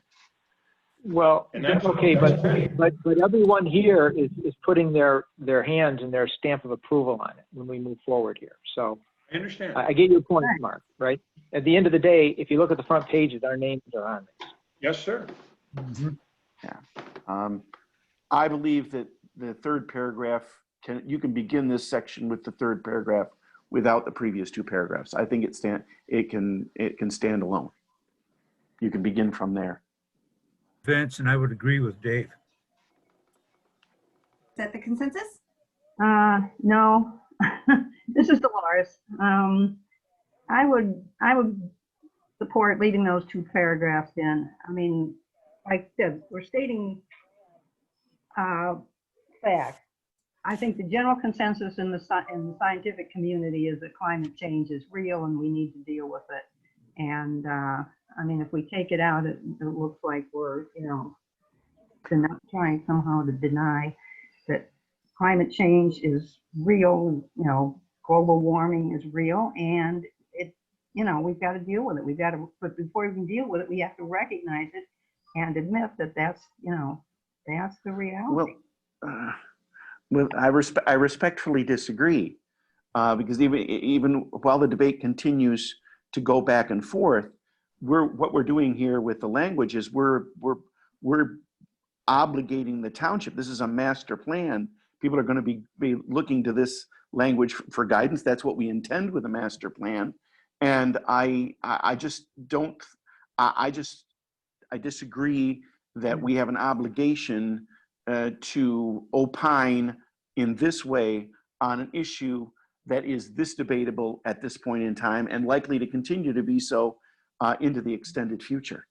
And then the larger question is that the township does not stand alone even with the argument that we have to fight global warming, which I don't agree with. But we're Grand Blanc Township, 6 miles by 6 miles square minus the city limits. Okay, so I think we can do without these two paragraphs, and that's what I would recommend that we do. And if I'm not mistaken, I think Al agrees with you and Vince agreed with you, if I'm not mistaken. I'll agree with that too. And I also agree. Jay. Mr. Chairman, Yes. this is Mike Yancho. Oh, Sure. Oh, hi, Mike. My connection's not very good. I've been playing with it for a long time. But I agree with Dolores. I believe that those paragraphs should stay. We can debate this issue of climate change all day long. And so I won't debate the issue, but I will agree that those paragraphs should stay. I guess the one comment I've got is there may be, if we can go back to those, can we put in, limit it to like the facts? Like the past 3 decades have progressively seen the warmest ever recorded. That's a fact. Maybe we start with that. You know, kind of pare this down a little bit and then take out a little bit. Maybe you take out the second one, because I sense that Leah is trying to use something to set up the third paragraph. So if we can reduce this first paragraph down to basically facts, and you can say the National Oceanic and Atmospheric Administration predicts most in the world, such and such. That's just their prediction. It's not saying it's going to happen or not going to happen, but I think it still falls maybe under the fact portion. I just think it's maybe a little bit of a rewrite to set up the third paragraph. That's my opinion. So are you saying, Dan, that it could be referred to as a preparedness measure or something like that, so that in the event of, we would have the mechanisms in place to alleviate those situations? Yeah, I mean, I can see both sides of this. We don't know what's going to happen. And there's some strong predictions on both sides, I would say. I lean one way. I do believe we're going to have some troubles, but I think maybe we ought to just try to make this so it's more of a statement of fact as much as we can. Does that make any sense to anybody? Well, the fact is that the overwhelming consensus among the scientific community is that the planet is warming, and that I agree. I agree with that. Well, but with all due respect, the fact of the matter is there's significant differences of opinion with those, and there's been serious and significant criticism, legitimate criticism from the scientific community and the academic community about the nature of those studies. There are, and whether or not they can be relied upon. It's a matter of vigorous debate at the state level, at the national level, and at the national level, and at the international level, with regard to, as a matter of public policy. And I do not agree that this is a settled issue, and that I disagree with the language of these 2 paragraphs. And I believe that I'm willing to give Leah an opportunity to, if I understand you correctly, Mr. Chairman, give Leah an opportunity to rewrite based upon the de minimis approach that you're taking to the paragraph, if you want to keep it strictly to the facts. But I still, my personal preference would be to simply eliminate the 2 paragraphs altogether and begin the flooding and drought section with the 3rd paragraph, which begins, natural features will be the key to resiliency in Grand Blanc Township. I'm okay with that. Well, let's, why can't we simply take a vote on that? Well, can I throw one more thing in here just because it's not muddy enough?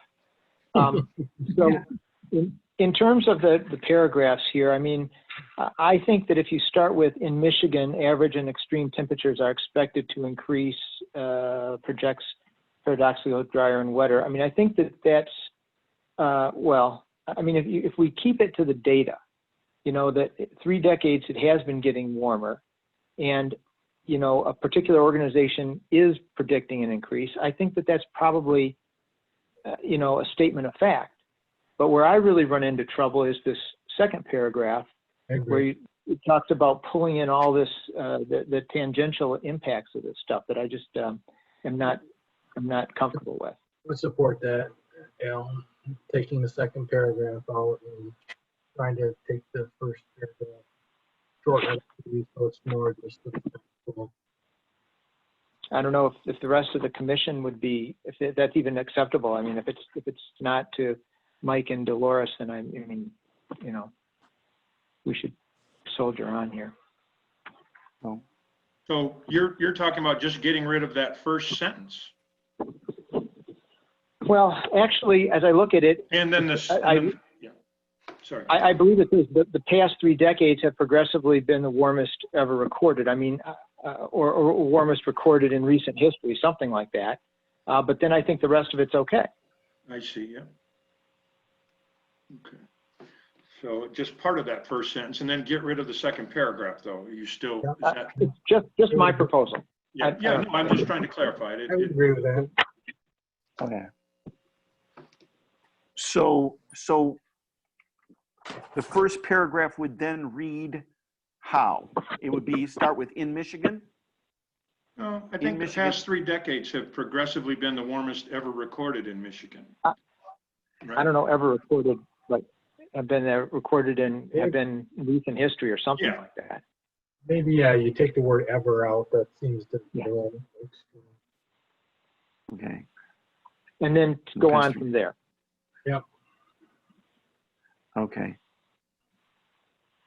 Okay. Support for that? I appreciate the accommodation, and since the work of the Planning Commission is a product of collaboration and compromise, we're getting rid of the second paragraph, correct? Yes. Yes. Yes. Okay. Then I'll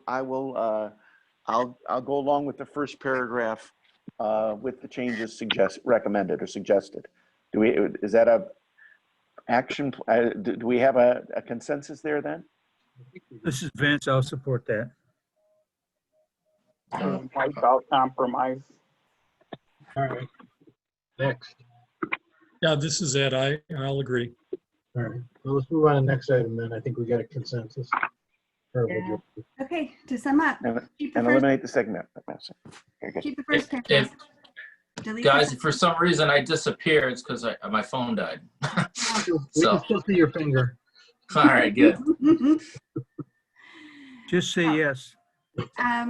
We have delete the second paragraph. In the first paragraph, remove the beginning that starts with climate scientists and start with the past 3 decades, and remove the word ever and ever recorded. Do I have that correct? Compromise. Okay. Page 32, right-hand column, forests. Excuse me, did we get Dolores to agree? Oh, I'm sorry, Dolores. I didn't. I'm not happy about it, but I guess just to move things on, I won't object. Thank you. What do we have here? Page 32, right-hand column.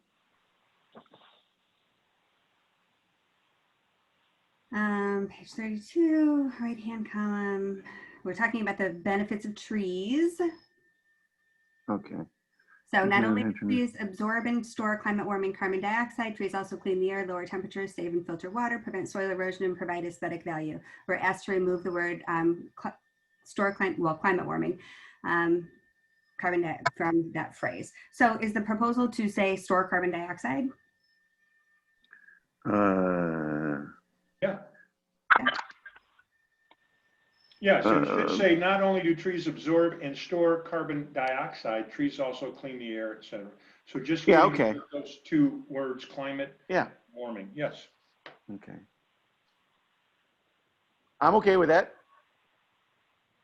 I agree. Works for me.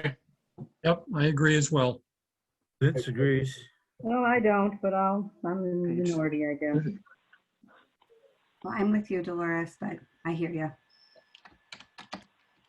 Can I hear your discussion, Dolores? Well, obviously the climate is warming. I don't think there's any question about that. And why we're eliminating it doesn't seem to, make a lot of sense to me. I looked it up today. I don't think anybody's disagreeing that the climate's not warming. I think it just you know, putting it in the master plan and being so specific to things. Well, How sure are we? it relates to why we want to encourage and promote, you know, preservation of trees and canopy and, you know. I don't think we're changing that. It's just the wording that when you use the word climate, everybody gets excited. So Yeah, I mean, unfortunately, that climate warming has just been a politicized word, and you know, it's unfortunate.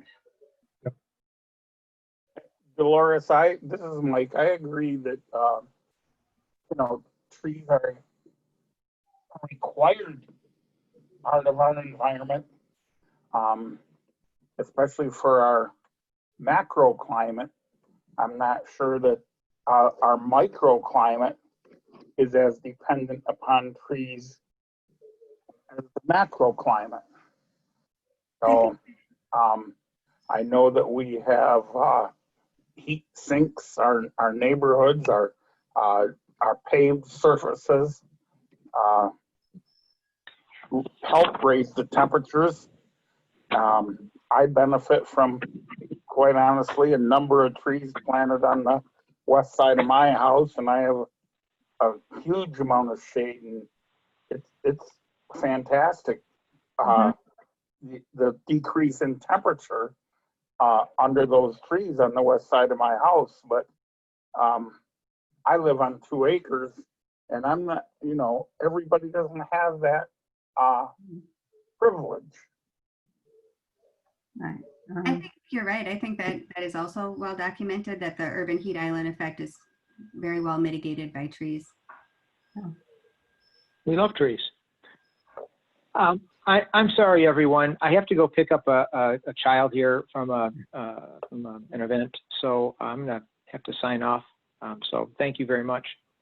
Al, could I ask Thank you a you. question, Al? Generally speaking, are you going to be okay moving this item on to the board for them to allow it to be distributed?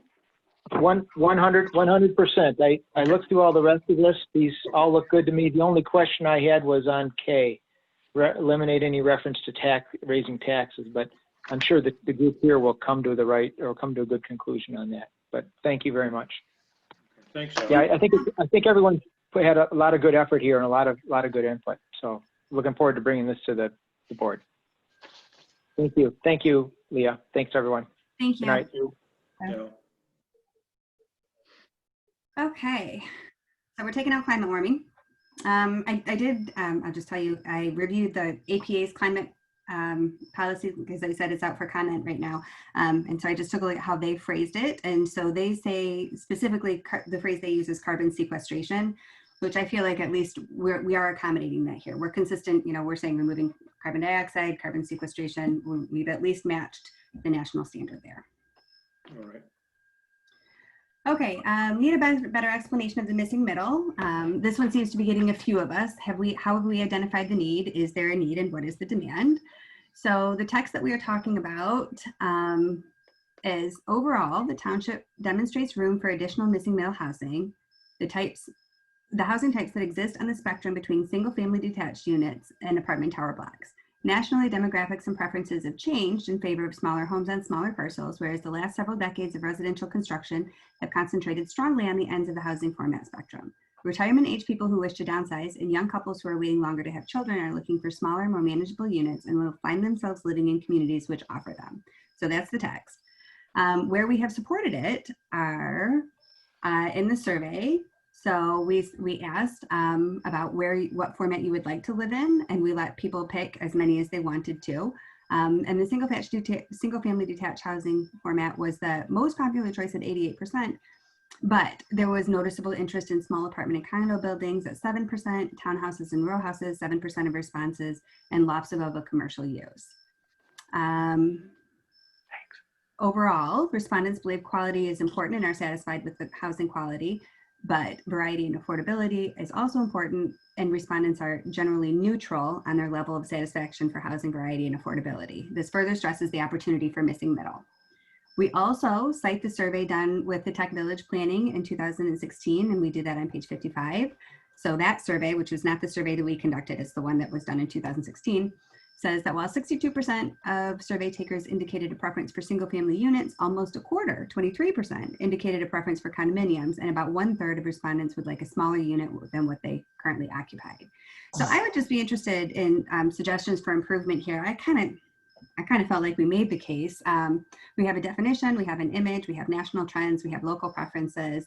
We're certainly not saying that this is the only housing recommendation, just that there could be more variety and that planning is an appropriate tool to permit it.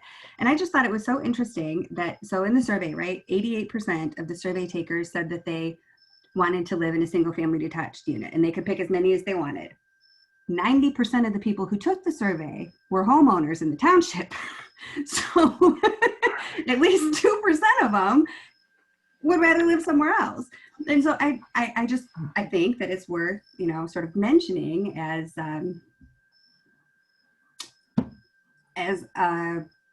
both an opportunity, and I think we have demonstrated some need. But if you don't, tell me what else we could do. Or if you just really think this is nonsense, let's talk about that.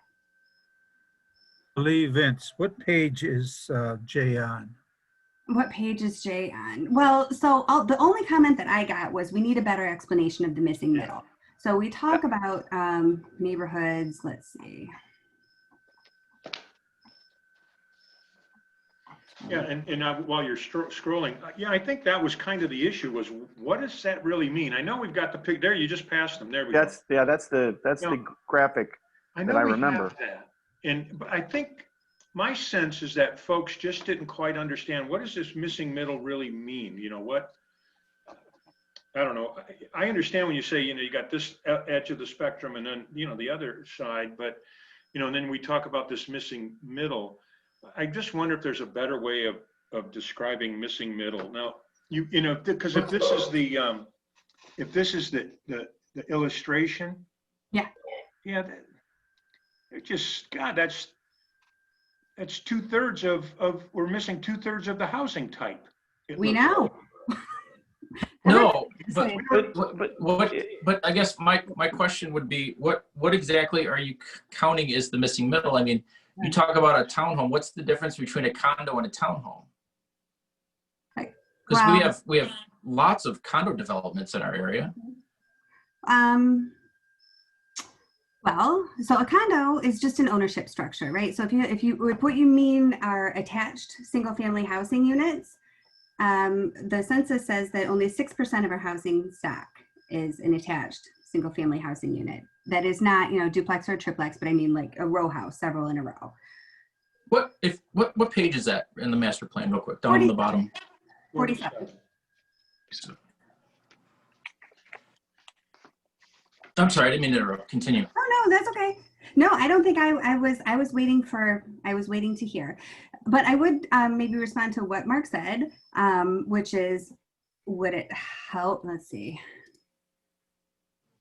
Would it help to kind of expand on what the advantages of that are? So, and I think it's pretty well encapsulated in that sentence, but maybe needs to be expanded upon. Like, there are big sections of the population that are not interested in maintaining a detached single family home. They are retired couples, they are young professionals, they are single mothers, they are non-family households. And honestly, in the proportion of family households, as you know, especially households with children, has been declining steadily for years. And so our populations are changing. Our household composition has been changing over time so that we have smaller household sizes. And our preferences, the national demographics and preferences have just changed. More people are looking for a different alternative. That is what the realtors tell us. That is what the housing research tells us. Do we need more facts in there? Do we need a more detailed picture? Or do you just feel like this is just not true? Go ahead.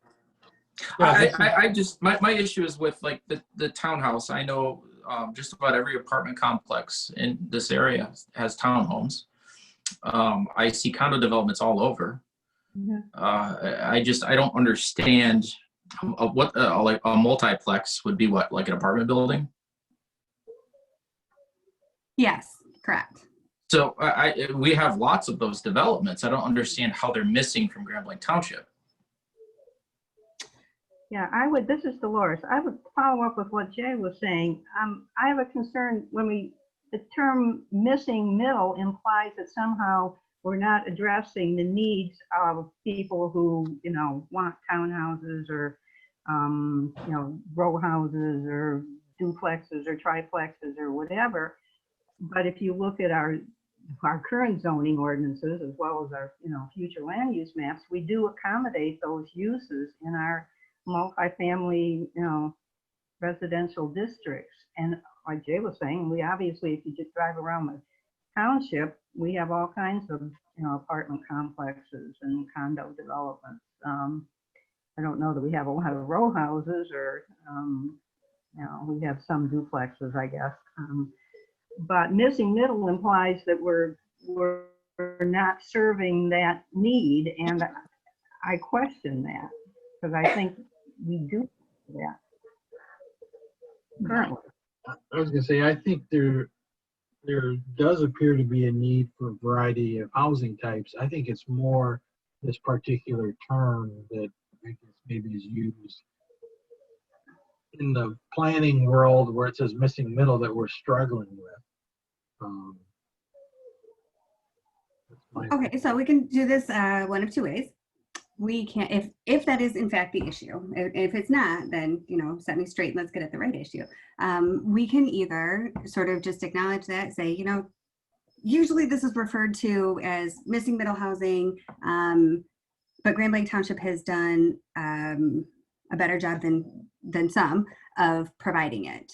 Can I ask a question? Does anybody here know, like, when you get new attached housing formats, how quickly do they fill up or sell? I can answer that. The most recent one that we have would be Granbury, and they have pretty high rents, and they have waiting lists. They had waiting lists before they were even constructed. It's full. It filled in immediately, and it's a series of duplexes, essentially single-story duplexes side to side, like a large ranch, and people are just eating them up. I think So I can tell you that much. Well, I can throw my 2 cents in as well. I used to own a big home in Grand Blanc, and a number of years ago, we decided we wanted to live in a condo. So we happened to live in Pepperwood condos, and been here a long time. And whenever somebody moves or whatever takes place, a death or whatever, there's some couple out there that will buy it in just a minute. I mean, they don't stay in the market more than 10 days or so.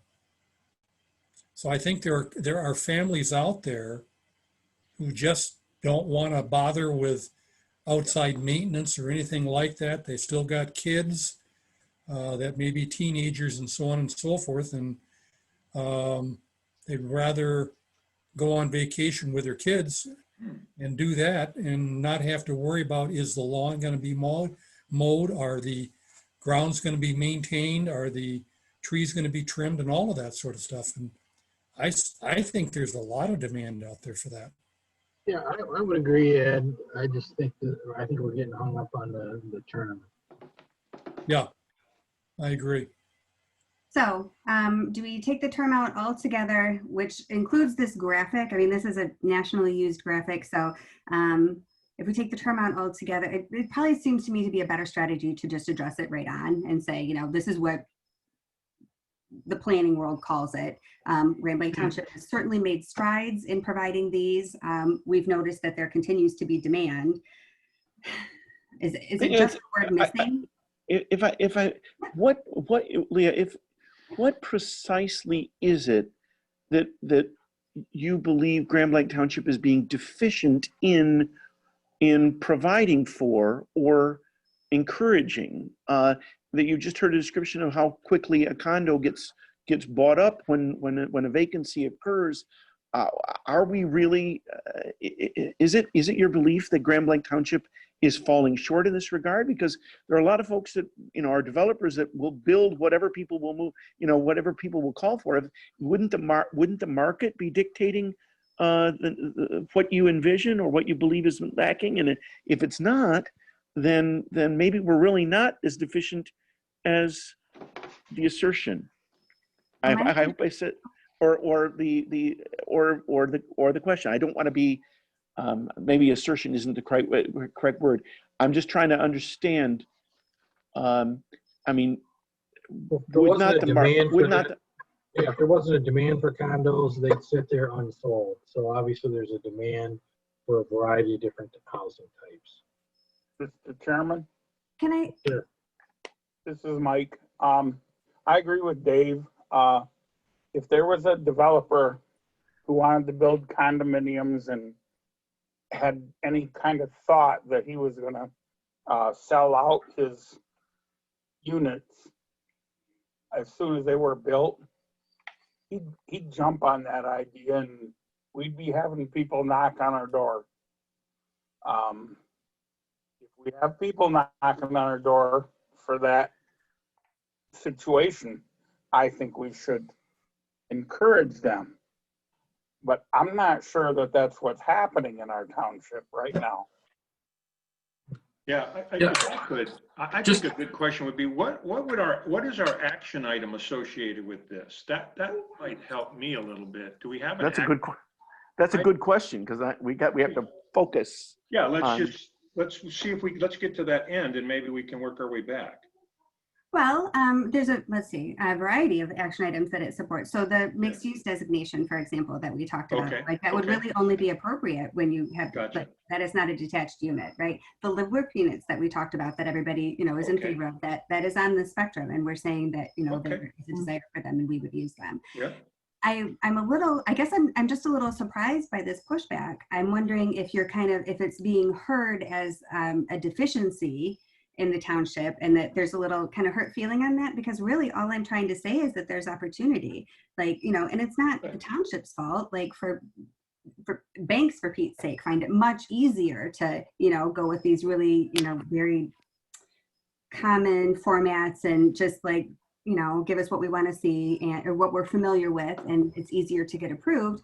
And my point is that there seems to be a desire for more variety. Not that the township is doing anything wrong, to the contrary, that it is doing things right, and that it has asked its citizens if it would like more choices, and the citizens said, yes, we would like more choices. And so we're saying, well, this is what that looks like. Here's a drawing of it. Here's how that fits in the national picture. And here is an opportunity that's in the township. This is Vince. John Horsher, are you still on?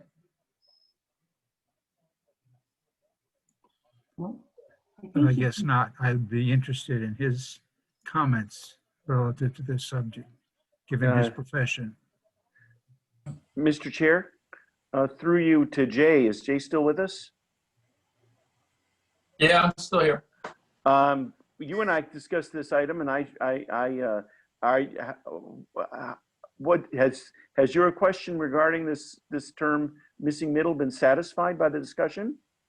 No, not really. And I think that we have a lot of very similar types of developments. And I understand that, right now there's a need, but if we go back just, to 2008, we had condo complexes that were empty and vacant, and, developers were going bankrupt. You couldn't sell a condo in 2008. So, granted, we were going through a downturn then. House either, yeah. Right, exactly. But I just, to say that we're deficient in it, I don't think is, as a township, I don't believe we're deficient in anything. We can plan and move forward and say that, okay, well, we recognize that there is a need for this, but that doesn't mean that we have been, not providing the people that want these services, the services. No, I'm going to say this right away. I don't see it reading that way at all, you guys. I think that's a little overly sensitive, personally. I don't see that at all. What I see this saying is, because the facts are right there. If you look at the second column on page 47, the first full sentence on there, it says, compared to national, state, and county structures, there is a surprisingly high percentage of 5 to 9 and 10 to 19 structures in Grand Blanc. However, there's also an extremely small percentage of 2 unit and 3 to 4. which is the missing middle. Overall, the township demonstrates room for additional missing middle housing. Now, I think that's a positive statement right there, because that's saying that we're demonstrating room for additional missing middle. I think that's starting to get to the crux here. And then I would like to add something to that about, overall the township it demonstrates, room for additional missing middle, as well as the interest in accommodating that kind of development, something to that effect. But I don't see anything wrong with that. I think the real issue here, and I'll go back to what Dan was trying to say a minute ago, is I think the missing middle thing just got us from a sense of terminology. That's what it got me. I'll put it that way. And so I struggled with that a little bit, especially when I saw the wide variety there. And then when I read this paragraph and I'm looking at the sentence that says, extremely small amount of 2-unit and 3 to 4 unit structures, that's a good thing to say, because we're basically what we're saying there is we got room for more. And I think that the next sentence just needs to say that better. And I think if we were able to convey that in this paragraph, that's what we're working to accommodate, because it really doesn't say that. And that's why I was talking earlier about what's the action item here, because nowhere in here are we saying we're desirable of accommodating that. Mark, Yes, please. I would agree with you that we would pursue all avenues of development in our township. No. I don't want to hogtie any particular piece of property to a particular zoning ordinance. But if some developer wants to come in and invest his money into a situation where the planning commission would agree that, and the board would agree to rezone or allow that developer to pursue his expectations, that we should not stymie that progress. Thank you. Yeah, my point is, I don't see anything in here that's indicating that we're supportive of working towards accommodating more of the missing middle. And so that would be, from my perspective, I think that would be a good point to include, is just that we have interest in, or that we recognize the need to meet the demands of the missing middle. I think those would be good ways to present that. But I do like the idea that you mentioned earlier, Leah, about doing something to help us kind of explain that missing middle a little bit, because the graphic is good. It's, as you said, it's a nationally used graphic. There's nothing wrong with us getting on board with that kind of approach. But seems to me that if we can explain the missing middle a little better and kind of how and where it came from, which I think is what you were saying, it's a term of art being used a lot today, and here's what it means. And then just add some language to that sentence that I was mentioning, actually a couple sentences there in that second column, that would just let it be known that the township, Grand Blanc Township recognizes the need for, we say here, overall, the township demonstrates room for additional missing middle. I'd like it to say overall, the township, maybe we say demonstrates the room and is, and recognizes the need for the additional missing middle housing. Maybe something along those lines. I just think I don't think this one is difficult to resolve personally. And I think it maybe just needs a little tweak, not an overhaul. If I may interrupt, ladies and gentlemen, I've got a little 4-year-old visiting me this week, and I'm keeping him from going to bed. Oh, So yeah. if you don't mind, I hate You're to keeping me from going to bed too, Ed.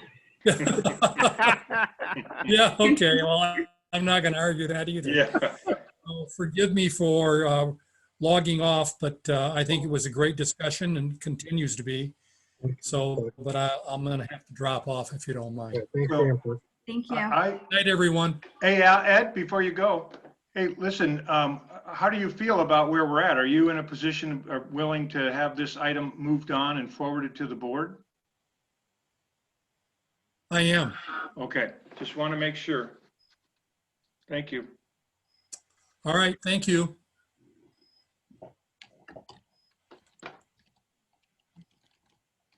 Anyway, you guys, you heard what I have to say about the missing middle. That's sort of my thought. I know I might have raised the point. I didn't quite get it. And I do think after reading this and listening that maybe the only issue here is, you know, we simply need to step up and recognize that we support the, you know, development of this missing middle housing type.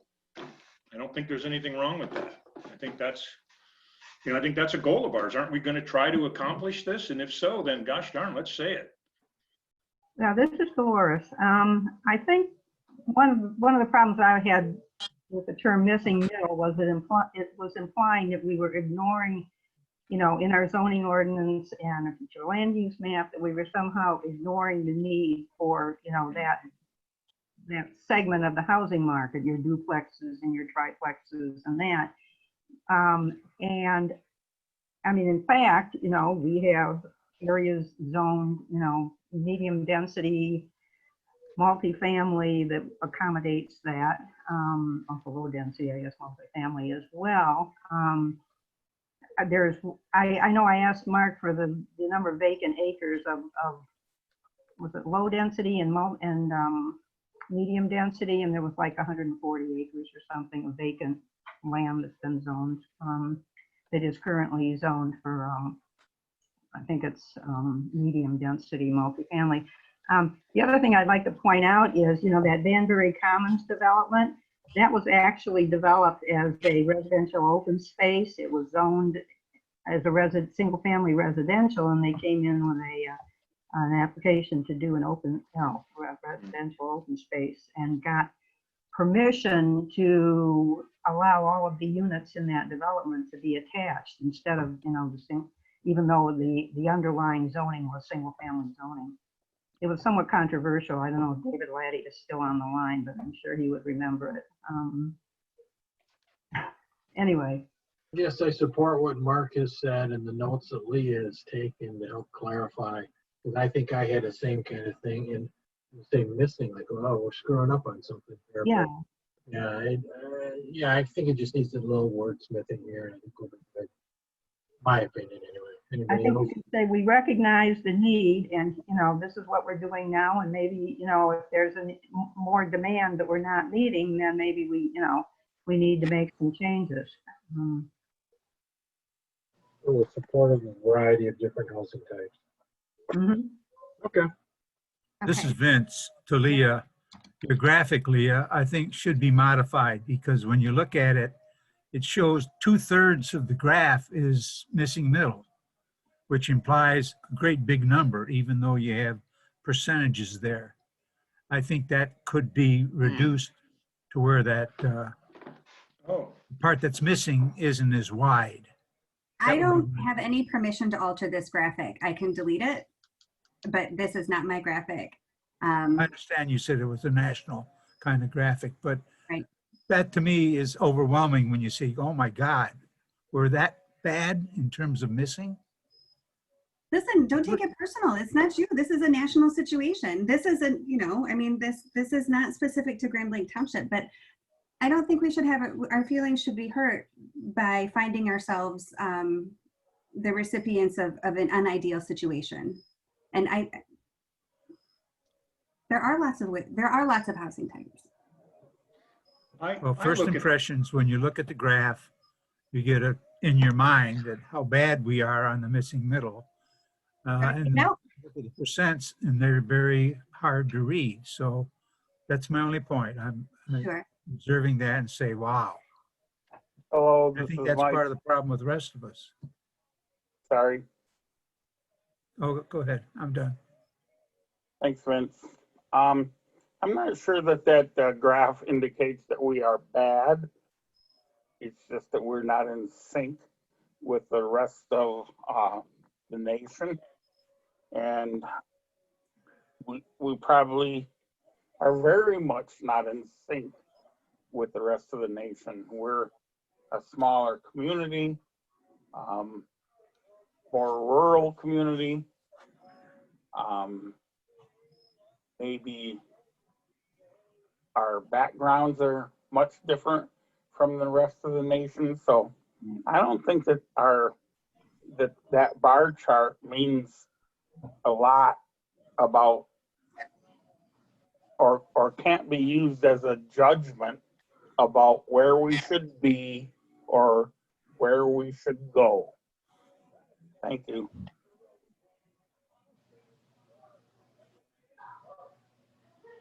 So just to sum up the comments, the proposed changes, I have: be clear that missing does not apply specifically to Grand Blanc Township, but is a national term, and emphasize that the township does provide this and wishes to continue to expand housing variety as needed. I'm going to move the discussion of community preferences, which shows up at the end, but it really only talks about housing format. So I'm going to move that closer to the description of missing middle, so that demonstrates the need, as Mark was pointing out. And then add another sentence to be more descriptive of its advantages and talk about, like maybe add on to the discussion about retired folks and single moms and non-family households and how household composition is changing. Does that sound acceptable? I'm okay with everything that you just said. Would there be, do we have to keep the graphic? We do not have a graphic, but it's been hard to get folks to understand what missing middle is even with it. That's okay. Well, yeah. Yeah. I was just trying to. Look, if we don't have the, obviously it's a copyrighted graphic of some sort, it sounds like, and we don't have the authority to modify it. And, now let me ask you, are we behind the nation in regards to missing middle? Aren't we kind of like the rest of everybody? Aren't we more like everybody than not, aren't we? Yeah, so I mean, we can add the US to this chart. Because it's over the entire nation. Everybody's kind of missing the middle, isn't that true? Absolutely, and that was the purpose of this chart, is to say, listen, we're ahead of you. This is not a specific problem to Grand Blanc. And I think if you can say that way, that makes good sense. That helps a lot, I think. It really takes a little bit. Yeah, that's I totally agree. That's completely different than presenting it as the missing middle, as in we're deficient in a particular category. Yeah, let's let them know. Okay. Yeah, I think that's great. All right. Okay, we actually really only have one more thing. Oh, no, we do. There's two, sorry. So the next item is eliminate any reference to raising taxes. We only did talk about taxes in a couple of really specific places. When we specifically asked the community about land use decisions that require financial investment. So I think that was parkland. And trails, non-motorized trails, if I remember correctly. Right. Yeah, I raised this concern. I think I'm not alone in that regard, because I'm not surprisingly, I'm conservative. I don't support tax increases as a general philosophic principle, but also the way in which you're reporting on the comments of and in the subject could be, for those who are eager to raise taxes or are open to taxes, it could be inferred that we're suggesting it or supporting it, and I don't believe that consensus is there either. I'm on the planning commission or the board. I can guarantee I don't think it's on the board. But I don't want to see this document set up an argument for tax increases that I think could be counterproductive to the township's future, as far as its ability to attract both citizenry and businesses in the future. And I understand that it was mentioned within the context of a report based upon a survey, but the concern was, are we opening the door, or could someone take it as an endorsement of tax increases for those purposes? And I don't support tax increases for those purposes. And that's why it was raised. And I think Al spoke to it before he departed. And I think there are probably others on the board that feel the same way. I hope so, anyway. How are we going to, so trails came out as a huge yes, right? I think we agree our citizens want trails. How are we going to pay for them? Well, let me say this is that my understanding of how trails are currently funded are with occasional grants from the Department of Transportation or grants from the Department of Natural Resources. We could pursue grant money. We could pursue private investment. We could do it, but I'm not supportive of an inference that says we are open to the idea of raising taxes for this purpose. Yeah. This is I mean, the the folks that were expressing a willingness to have taxes raised for this purpose, for the purposes of your presentation, were largely people who will not pay them, namely apartment dwellers and students. And No, if I understood that correctly, I don't think so. okay, correct me if I'm wrong, but there seemed to be an emphasis on. I took the meaning to be that there was an advocacy for tax increases, and I'm philosophically predisposed against it. Let me jump in real quick here, you guys. Leah, it seems to me, and I'm looking at the last paragraph on page 89, a sentence down. It says here, an overwhelming majority supported walking and biking trails as well as sidewalks. In each case, more respondents than not supported these initiatives, even if taxes and fees were directly increased. Okay, so here's one reference to the taxes. So 38% of taxes, da da da da da da. So you got all kind of tax reference here, right? So the point I'm trying to make here is this is how the survey was presented. This is the response to the survey. This isn't us coming up with an idea about this is the way to do it. This is how the survey was presented to people. Am I right, Leah? Didn't the survey include this? Well, this is an example that this is an important thing to those survey respondents, right? right. Maybe that Oh, just I needs see to it. be added as a half a sentence to that, indicating their importance of this issue to them. Yeah. But I didn't know that point that I was making about the fact that it was actually part of our survey. So putting it in is simply reflective of the accuracy of the survey question, not a recommendation to go ahead and raise taxes. So I think we could probably just couch that a little different and maybe incorporate that into it, indicating that, you know, because it says here, the community survey also asked participants to weigh in on funding initiatives.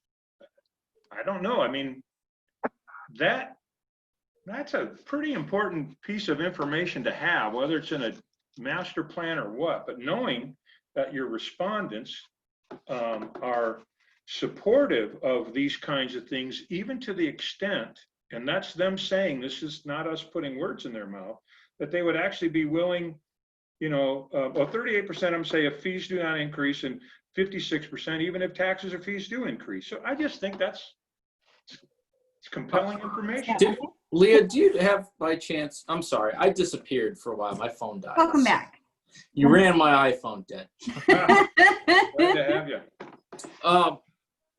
How many people were involved in the survey? Oh, I don't remember that off the top of my head. 700. 700? Yep. Okay. I'd be curious to see what those demographics were, because I know we did a lot of surveying with high school students. How many of the high school students The made high up? school students didn't take this particular survey. They took a different survey. Yeah. Okay. Yeah. They were not included in our 700. These are 90% homeowners in the township. Yep. Okay. Just like all the other questions that were asked. It's just those are the groups that are participating. This is Dolores. I would agree with Mark. I mean, we're just, you know, reflecting on what in fact, you know, were the results of the survey. And on the issue of taxes, we're not taking a position that, you know, either, you know, opposed to more taxes or not. It's simply a statement of fact. And I think, you know, even to extend that thought somewhat, I mean, even an acknowledgement that some of the proposals that may be in the plan may require more taxes, period. I mean, that's a statement of fact, you know. In some instances, if you want to put sidewalks, say, on Saginaw Street, yeah, and we don't have the money, they have to raise taxes. That's, you know, not I don't know, taking a position one way or another on whether we should increase taxes or not. It's just a statement of fact, of financial reality. So- I'd like to try to couch this a little different and indicate, first of all, let me say this. I think that what this is telling me as the planner sitting around trying to figure out how to do things is it conveys to me the extent of interest and the support that people have for these facilities. It is a big deal. And I think that we could indicate in here in a way that even to the extent that they would be willing to, pay additional taxes or something, or additional fees. I think that those are good points to make. They don't have to be negative. And I'm not sure that I'm not seeing this as a recommendation by the commission or this document or anything to raise taxes. This is simply saying, hey, folks took a survey and they said even if they had to pay a little extra, they would. Well, let me say this, is that people have a right to raise issues in the public square. That's what democracy and being a republic is all about. But this could be seized upon by some to argue for a tax increase because this is a planning commission document, and they're going to say you've even acknowledged, the Grand Blanc Township acknowledged your interest in these, and so therefore we're going to advocate for a tax increase to fund them. Well, the fact is that the biggest challenge that the Grand Blanc Township faces across the board is the necessity for economic development, because we understand that without economic development, we can't deal with our unfunded liabilities in either our public employee pension systems or our health care for retirees. And that's the biggest threat to Grand Blanc Township's economic future. So when I indicate sensitivity with regard to language that exists in a master plan, I don't disagree with Mark about the specifics of what the words say, but the question is I have to concern myself, or I'm concerning myself at this moment with how that language could be used going forward in saying the Grand Blanc Township endorses the need for tax increases to fund bike paths without regard to the other issues that confront Grand Blanc Township from a funding standpoint and all of the other priorities. In other words, the bike paths are being taken. This question is asking about bike paths in isolation in the question in a way that the respondents are going to respond positively to the idea of bike paths, because they aren't being asked at the same time what if it means less money available for police, or less money available for fire, or less money available for all of the other issues that would factor into their decision making on whether or not they support the idea of a tax increase for bike paths. Bike paths are a noble idea, a worthwhile thing, but it's got to be measured against the other priorities of the township. And so that's why I'm sensitive a bit about this language, because I worry about the future and whether or not we are implicitly endorsing a tax increase by including it. Well, could we put a sentence in there that basically we are saying that this is not an indication of support for raising taxes? This is simply the results of a survey. Why not? A word of clarification. I would agree with that. A word of clarification along those lines would be fine with me. Yeah, why not? I mean, and then I guess if David's still around, are you, David? I don't see your name here, buddy. I'm still here. Yeah, good. Sorry, I just didn't see your name, pal. So, David, let's say that if you've seen that language on page 89, if you've read it, would you be concerned about that language and somebody using that language against us to say, hey, you guys are supporting increasing taxes right there in your master plan? I think that language conveys a willingness of the people who took the survey to dedicate some resources to bike paths and recreational activities. I think that including it, I mean, it's interesting because it's definitely a fact. It is a concept that was confirmed by the people who took the survey, and we've established that the survey takers are taxpayers. They're not just transients or students. But I do agree that it could cause some pressure on the folks that are in charge of the fiscal responsibility of the township to perhaps put more weight on these types of resources than the nuts and bolts types of resources. So I'm torn because it is a fact of the survey. It is a but it wasn't necessarily done with the idea that people were going to have to make a choice. And so in a vacuum, everybody's in favor of these types of resources, but when it comes time to pick and choose, maybe they aren't. And so I believe it or not, and I don't have any stake in this, right? But I believe that it could be used to pressure the township board, developers. It would definitely be, it would cause these things to have a greater weight than perhaps the fiscal policymakers would want to have. And so I agree with the idea that this is causing some influence that may not be able to be accommodated. This is Vince. To your point, Mark, what if you just said that, respondents to the survey want to do this, even if additional funding was required? Don't say taxes, because one part of funding would be grants. Go get a grant someplace or what other, but the word additional funding doesn't imply tax increase necessarily. I like the solution. It's just a matter of whether or not it fits properly, and I'd have to actually defer over to Leah on that. I don't mind that language. I guess I'm just wondering if it's, if it's an appropriate way to convey the survey questions, Leah. Well, we're all tripping over the word tax. Yep. I think that's my concern. We specifically asked the word tax. We know it's a hard word, and people were willing to look it right in the face and say, yeah. I do take your point about prioritization, that is not what was done.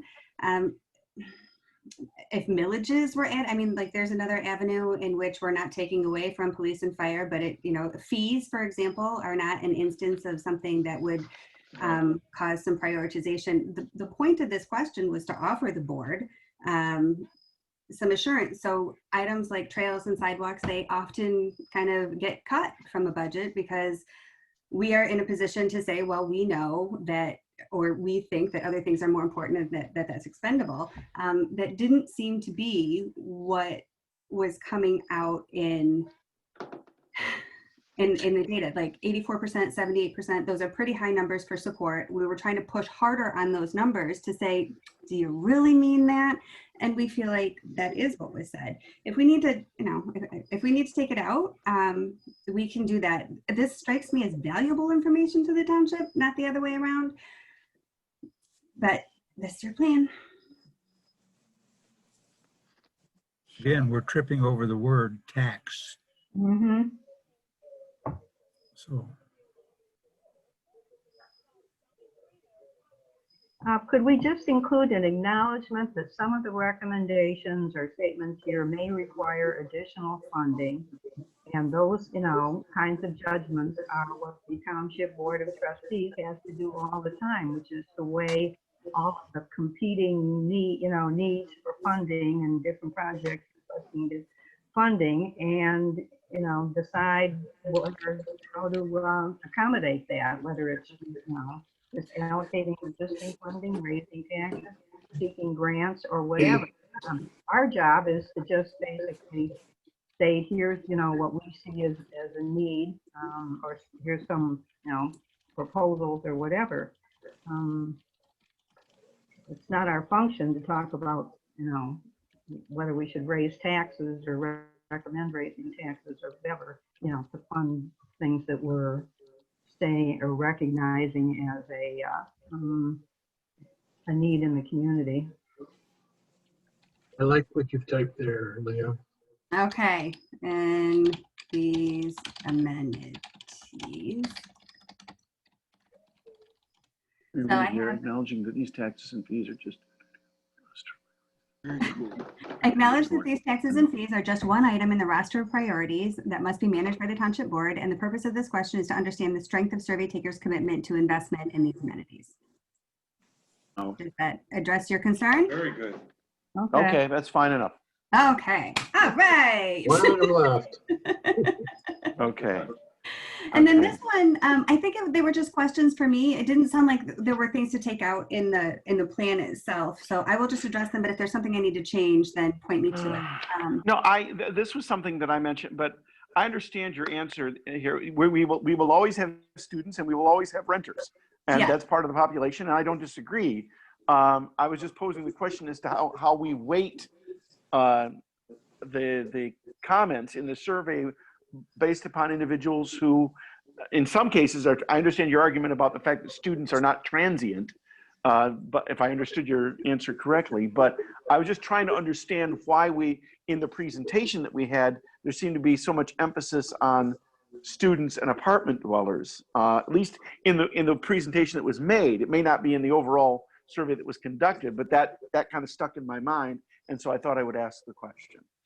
Yeah, I think in the overall plan, we actually have not addressed renters very much. We called them out in a couple of paragraphs because we did do that analysis. And I can think of, 2 sentences where we say renters are particularly unhappy with the quality and variety of, with the affordability, and variety of housing in the township. And we also acknowledge that they were a very small percentage of survey takers. So I think that's all the weight that we did give renters. Okay. Students, actually, we didn't really discuss a whole lot throughout the plan unless there was something that sort of, they had spoken to directly. I did put it in where we summarized the action items, which was the bulk of the presentation that I did last time, just because we did take up their time and they did offer us, insight. I don't know that we developed particularly any action items based on their input, but I really did want to capture it. Okay, thank you very much. That's a satisfactory explanation. Well, hey, that's our agenda. Good job, guys. All right. Good discussions. Okay, Mark, I have a question. Sure. I know you're wanting to keep us on schedule, and you've got a timetable for all of this. We have made a number of changes here. Are you wanting a vote tonight? Is that what you're at? Because the people that have departed, you've asked each of them, are you prepared to move forward with it? But do we? Let's talk about the timetable again. What flexibility, what latitude do we have? Well, let me just ask you, what is your interest in, if you don't want to move it forward tonight? Is there something you need to do? Let's do that, because I'm not sure. Okay. I mean, your issues Okay. are more important than my timing. All I'm doing is trying to keep the project moving forward. My question, I guess the question would be, in light of our conversation, do we have to see the changes incorporated and then look at the document over one more time before we vote, or we prepared to vote based upon the changes that we've made tonight? Is that are we under what is our chronology? What is our legal timetable in terms of action on our part and on part of the board's action? I know you put together a chronology or a timetable going forward, Right. and I believe you envisioned us voting to recommend this to the Board of Trustees tonight. Is that correct? Am I understanding correctly? Is that controlling? Yes, we're asking if you're comfortable with the document that you've got and the changes that we've discussed, and knowing that Leo will incorporate them into the document. What I would propose to do is I would take an item to the township board. You guys have a draft motion, an item to the board that would be a request by the commission to ask the board to release the master plan for distribution and to commence the public hearing process, the 63-day public hearing process. So that's the timing issue is, you've got a minimum 63 days to do the public hearing. And, I'm not limited by the end of the year or the beginning of the following year or anything like that. It's just, I think we're ready to move it on like we've done historically. I don't believe we have an awful lot of changes that are going to need to be made. And if we feel like we've had good enough dialogue and conveyed it well enough to Leah and read her notes, then I would hope that the commission would be comfortable tonight taking an action to move the item to the board so that they could release it. And then from there, we'll have another meeting in October, and then another meeting in November, and then we'll have a public hearing on the item probably in December. So we'll have a few more times at a minimum that we have to get back together on this, but there's times in between that we can get together if there's some items that we feel we need to get back together to talk about. Mr. I'll defer to Mr. Chairman. What are your thoughts on the subject? We're required to send this out for that 63-day public comment section. That doesn't mean that we can't continue to make changes to this. This is, hey, this is pretty darn close. This is our draft. With your input, and we can have input as well. Is that correct, Mark? Yes. Okay. So the amendment process doesn't necessarily conclude on our part this evening. Is that so? Correct. Okay. Very true. All right. Well, very good. Yeah, very because good. clearly, you know, this has not gone out as a document for public review yet. And let me help you understand that a little bit. And Leah, weigh in when you see me messing up.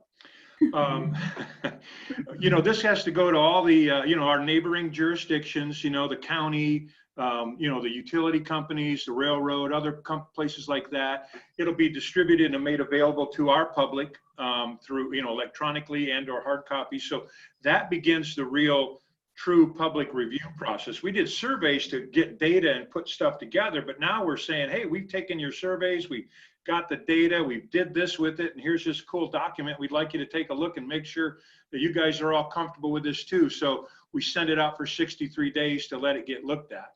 And so that's a considerable period of time. It's state mandated period of time.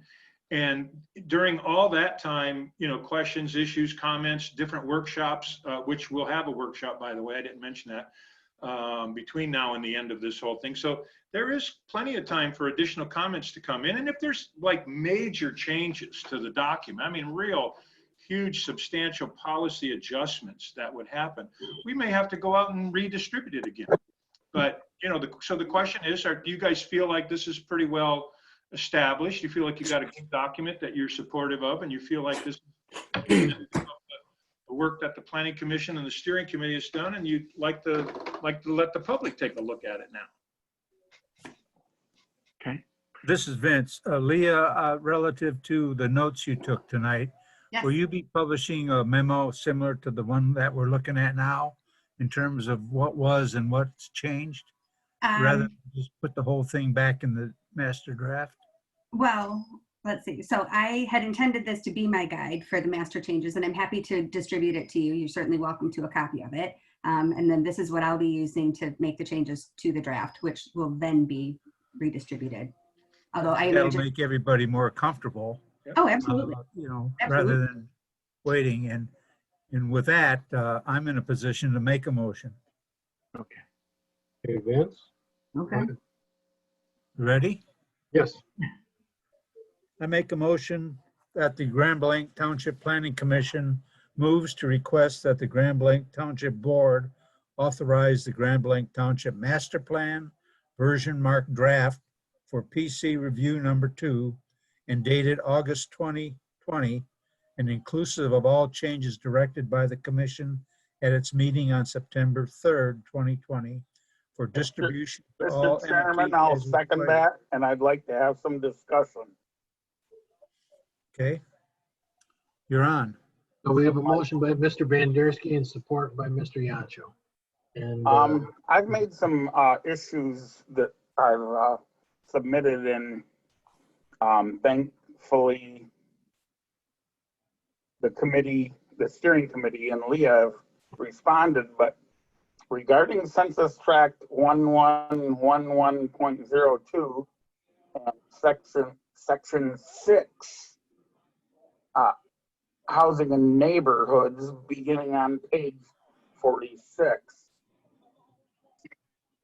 The data in that section is largely reliant on graphics to provide information. the use of those census tracts are useful, but it can be misconstrued if applied to larger tracts within two distinctly and polar residential developments. I appreciate the changes that you've made, but I don't think the changes have been made to the graphics. I'm not sure who knows what this information will be used for in the future to form policy, but Table 3 on page 52 does not show the true picture of Census Tract 111.02. I live in this tract and know it well. Unless Abbey Park and Wellbridge senior facilities are included in the record occupied definition, then the only two renter occupied parcels are in the very northwest part of the census tract. Those two facilities occupy less than 5% of the land area in the tract. But those two facilities bring the percent of renter-owned dwellings to 46%. I believe that there should be some compensation in the map and other data that will show that the information there is skewed in the direction of rentals and not home ownership. Well, I did miss this line in the table that says neighborhood type. So I changed that specifically down here. This used to say neighborhood type, and I changed it to owner occupancy to not, because that is the only one that was characterized as a renter neighborhood. And as you rightly point out, that is a bit of a misnomer. So for sure, this item in the table needs to come out. I am happy to make whatever other changes that you would like. I updated the section summary, added the sentence that says in the southwest corner of the township, a lower homeownership rate is the result of the presence of two rental communities and large rural estate development. And then we reformatted the map. And I'm going to put a note here also to take up the line in the table. However else you would like me to adjust it, I'm happy to emphasize that point. Personally, I'd like to see some difference in the graphics and the denotation of those graphics that show what the divisions within that census tract are, so that it's easily to recognize for people that might use that information to make judgments that that small triangle in the north of that tract is where all of the renter occupied dwellings are, and that all of the rest of the occupied dwellings are homeowner occupied. Okay, let's see. I'm trying to think. So we must have it at the tract level because that is how the data is presented, although it is possible that we could go back to our parcel data, which may also have homeownership and homeownership attribute into it. And we can, on this map, retain the labels, but be showing underneath it, instead of just having this whole tract be, one thing, we can be showing which parcels are owner occupied versus renter occupied. I think if we have that data, I'm thinking that the reason this is presented the way it is because that's what we have from the census. Sometimes we can mine individual community data to get that finer grained picture that you are looking for. I'm sure that's how it was, delineated, but I do believe that because it's such a large tract of land, and because all of the rental occupied housing is in that very extreme northern corner. And that, to a person casually observing that data or trying to use that data to make decisions, might draw a different conclusion.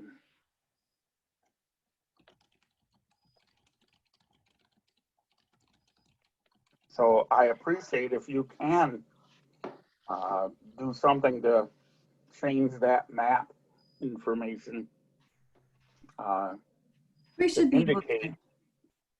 that this portion, either some cross hatching or whatever, would show that this area is 100% Yeah. rental owner Check that. occupied, and the bulk of the geography is homeowner occupied. Yeah. We We should can be probably able to. get the block level data, you know, and just check it and see if there's a way of conveying that through an overlay or something. Yeah, and I Yeah. do think we have principal residency exception data. We almost always get that, and so that will show the homeowners at the very least. And I think we can do this. Would that satisfy the information we're trying to convey here? I believe so. Okay. All right. Thank you for that.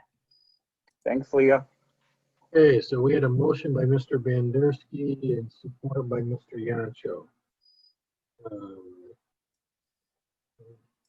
Do we have enough consensus to move this to the township board that a voice vote is, all those in favor, signal by saying aye. Aye. Aye.